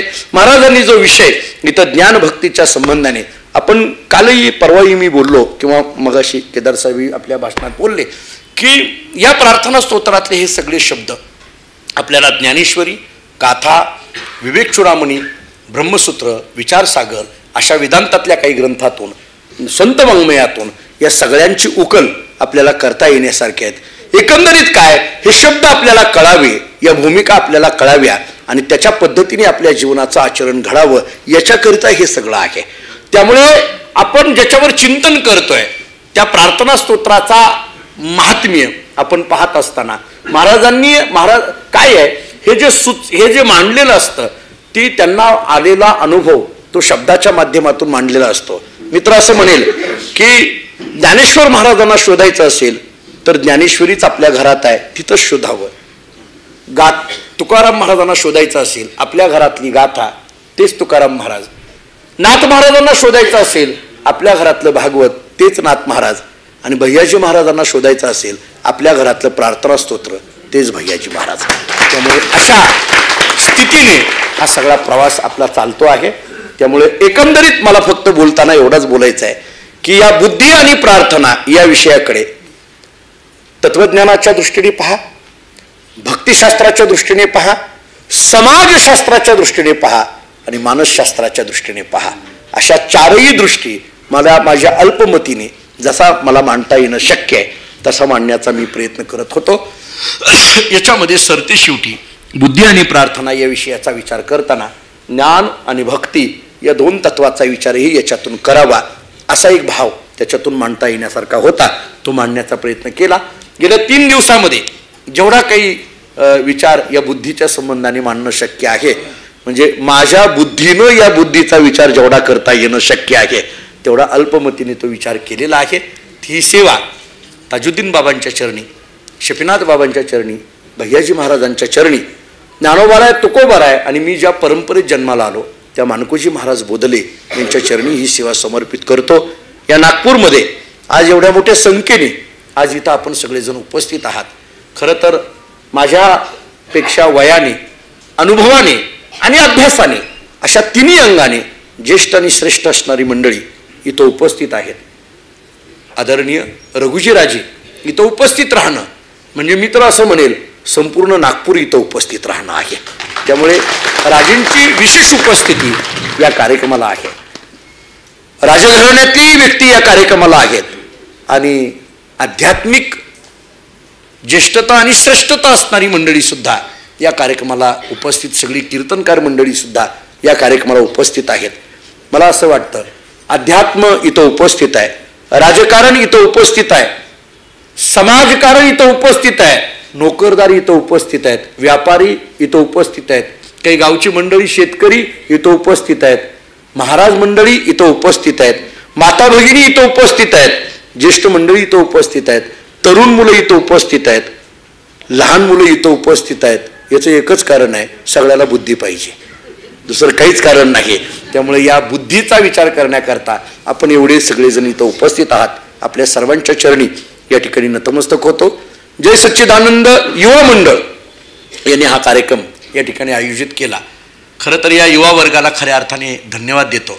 कारण एवढा चांगला कार्यक्रम, स्तुत्य उपक्रम आपण आध्यात्मिक अंगाने हा उपक्रम घ्यावा आणि समाजाला त्याचा उपयोग व्हावा अशी वृत्ती जर या युवा वर्गामध्ये आलेली असेल तर मग ही बुद्धी सुद्धा श्रेष्ठ बुद्धी आहे असं म्हणायला हरकत नाही. त्यामुळे या युवा वर्गाला खऱ्या अर्थाने धन्यवाद देतो.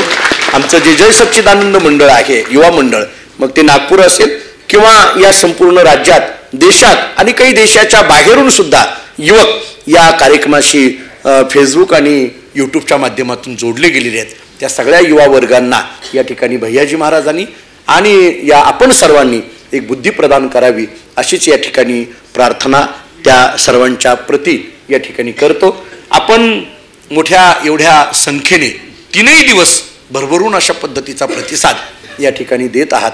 त्यामुळे श्रोत्यांच्या चरणी एक नतमस्तक होतो. मी काही फार मोठा विद्वान आहे अशातला भाग नाही, पण एका मोठ्या परंपरेचा वारसदार आहे एवढीच माझ्याकडे जमीची बाजू आहे. त्यामुळे वारकरी संप्रदायामध्ये ज्या काही संत परंपरा आहेत, तुकाराम महाराजांच्या समकालीन मानकोजी महाराज बोधले यांची ही परंपरा, पांडुरंगाने बोध केला म्हणून बोधले आडनाव आहे आमचं. विठोनी एकांती बोधिले म्हणून जगी नाव बोधले, बोधला म्हणे देवा तू मज बोधिले, आवडीने ठेविले नाम माझे. एरवी बघायला गेलं तर नागपूरचा माझा तसा काय संबंध असा कधी कधी अनेकांना प्रश्न पडेल. पण 2 संबंध या भागाशी आहेत. एक परंपरेचा संबंध, इथं जवळ पेठ नावाचं गाव आहे आणि तिथं विश्वनाथ महाराज बोधले यांची समाधी आहे. ती माझ्या घराण्यातलीच असल्यामुळे विश्वनाथ महाराजांची समाधी किंवा बोधले महाराजांचं स्थान मला इथपर्यंत घेऊन आलं आणि भैयाजी महाराजांची विश्वनाथ महाराजांबद्दल असलेली अपार श्रद्धा या कार्यक्रमाचं मूळ अधिष्ठान आहे. या कार्यक्रमाचं मूळ अधिष्ठान म्हणजे भैयाजी महाराज आणि विश्वनाथ महाराजांची अंतःकरणामध्ये एकमेकाविषयी असलेली श्रद्धा या कार्यक्रमाला अधिष्ठानाच्या रूपाने आहेत. आणि माझे नातेवाईकाच्या दृष्टीने का होईना परंतु रघुजीराजेंच्या घराशी असलेले संबंध, कारण राजेंची जेव्हा गाठ पडली तेव्हा राजेंनी सांगितलं की आम्ही लहानपणी धामणगावला येत होतो, तुमच्या घरी येत होतो, तुमच्या वाड्यावर येत होतो. त्यामुळे हे एक ऋणानुबंध इथपर्यंत घेऊन आले. आणि सगळ्यात महत्त्वाचं इथं असलेला जो वारकरी संप्रदाय आणि इथं असलेला जो काही भाविक वर्ग आहे त्यांच्या अंतःकरणातलं प्रेम मला इथपर्यंत घेऊन आलं. एरवी पंढरपूर आणि नागपूरमध्ये अंतर फार आहे परंतु प्रेमाचं अंतर काहीच नाही एवढंच म्हणावं लागेल. प्रेमाचं अंतर मात्र काहीच नाही, पण असं किलोमीटरचं अंतर किती का असेना पण प्रेम मात्र वर्षाव मोठा आहे. त्यामुळे आपल्या सगळ्यांच्या चरणी नतमस्तक होतो. यावर्षी थोडासा परिवारासह आपल्या सगळ्यांबरोबर राहता आलं. थोडं कधी कधी घरच्यांना घेऊन काय यावं लागतं, आपण काय दिवे लावतो हे त्यांनाही कळावे, त्यांनाही लक्षात यावं काय आपलं चाललं आहे. कारण जरा थोडंसं हे बघितल्यानंतर तरी लक्षात येईल जरा यांना मान देणं गरजेचं आहे असं वाटेल. थोडं या दृष्टीने का होईना थोडासा असा विचार करायला येईल. नाही याचा अर्थ तुम्ही मनात काही आणू नका, तसं काही आमची भांडणं तुमच्यापर्यंत येणार नाहीत. दोघंही वकील असल्यामुळे आमच्या आम्ही मिटवून घेऊ काय असेल ते. त्यामुळे पुन्हा एकदा आपल्या सर्वांच्या चरणी नतमस्तक होतो.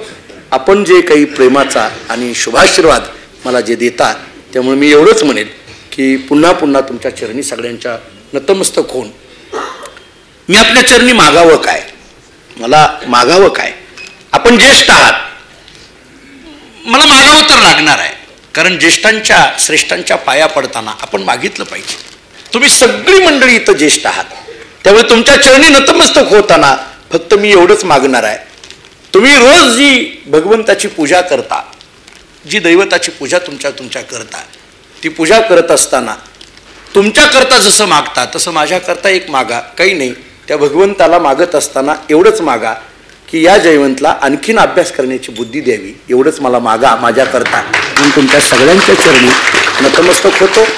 आपण हा प्रेमाचा जो वर्षाव करत आहात त्याच्या चरणी ऋणात राहतो आणि ही सेवा पुन्हा एकदा महाराजांच्या चरणी आणि आपल्या सर्व श्रोत्यांच्या चरणी या ठिकाणी समर्पित करतो. एक वारकरी मार्ट आपण जे काही आमच्या विश्व वारकरी सेवा संघाने या ठिकाणी लोगोचं अनावरण मी केलं त्याच्यातून भावना एवढीच आहे की आपल्याला सगळ्यांना त्याचा फायदा व्हावा आणि जेणेकरून हा वारकरी संप्रदाय हा विश्व संप्रदाय आहे आणि तिथपर्यंत पोहोचण्याचे आम्ही एक त्याचे घटक व्हावे याच्याकरता ही धडपड आहे. म्हणून त्या आदरणीय संदीपजी कोहळे आणि त्यांनाही या ठिकाणी धन्यवाद देतो. जय सच्चिदानंद मंडळाला पुन्हा एक धन्यवाद देतो. आता खरं तर मगा म्हटल्याप्रमाणे आभार मानायची काही गरजच राहिली नाही, कारण आभार हे भिन्नाचे असतात. आता आम्ही एक घटक झालो आहे. आता मंडळ काय आणि बोधले महाराज काय ही एक घटक झाला आहे. मी बऱ्याचदा या सगळ्या मंडळींकडे बघत असताना भेंडेकाका असतील किंवा ही सगळी मंडळी प्रत्येकाची नावं घेण्यात वेळ घेत नाही, परंतु एवढंच म्हणेल की भेंडेकाकांसारखं एक तपस्वी व्यक्तिमत्व आमच्यात आहे आणि त्यांचे आशीर्वाद आमच्या पाठीमागं असल्यामुळे जय सच्चिदानंद युवा मंडळ हे आणखीन कैक वर्ष अखंड पद्धतीने काम करेल आणि त्याला आशीर्वाद या सगळ्या ज्येष्ठांचा राहावा एवढी भावना व्यक्त करतो. पुन्हा एकदा सेवा आपल्या चरणी समर्पित करतो आणि याच ठिकाणी थांबतो. कुंडली कवरद्वारी विठ्ठल.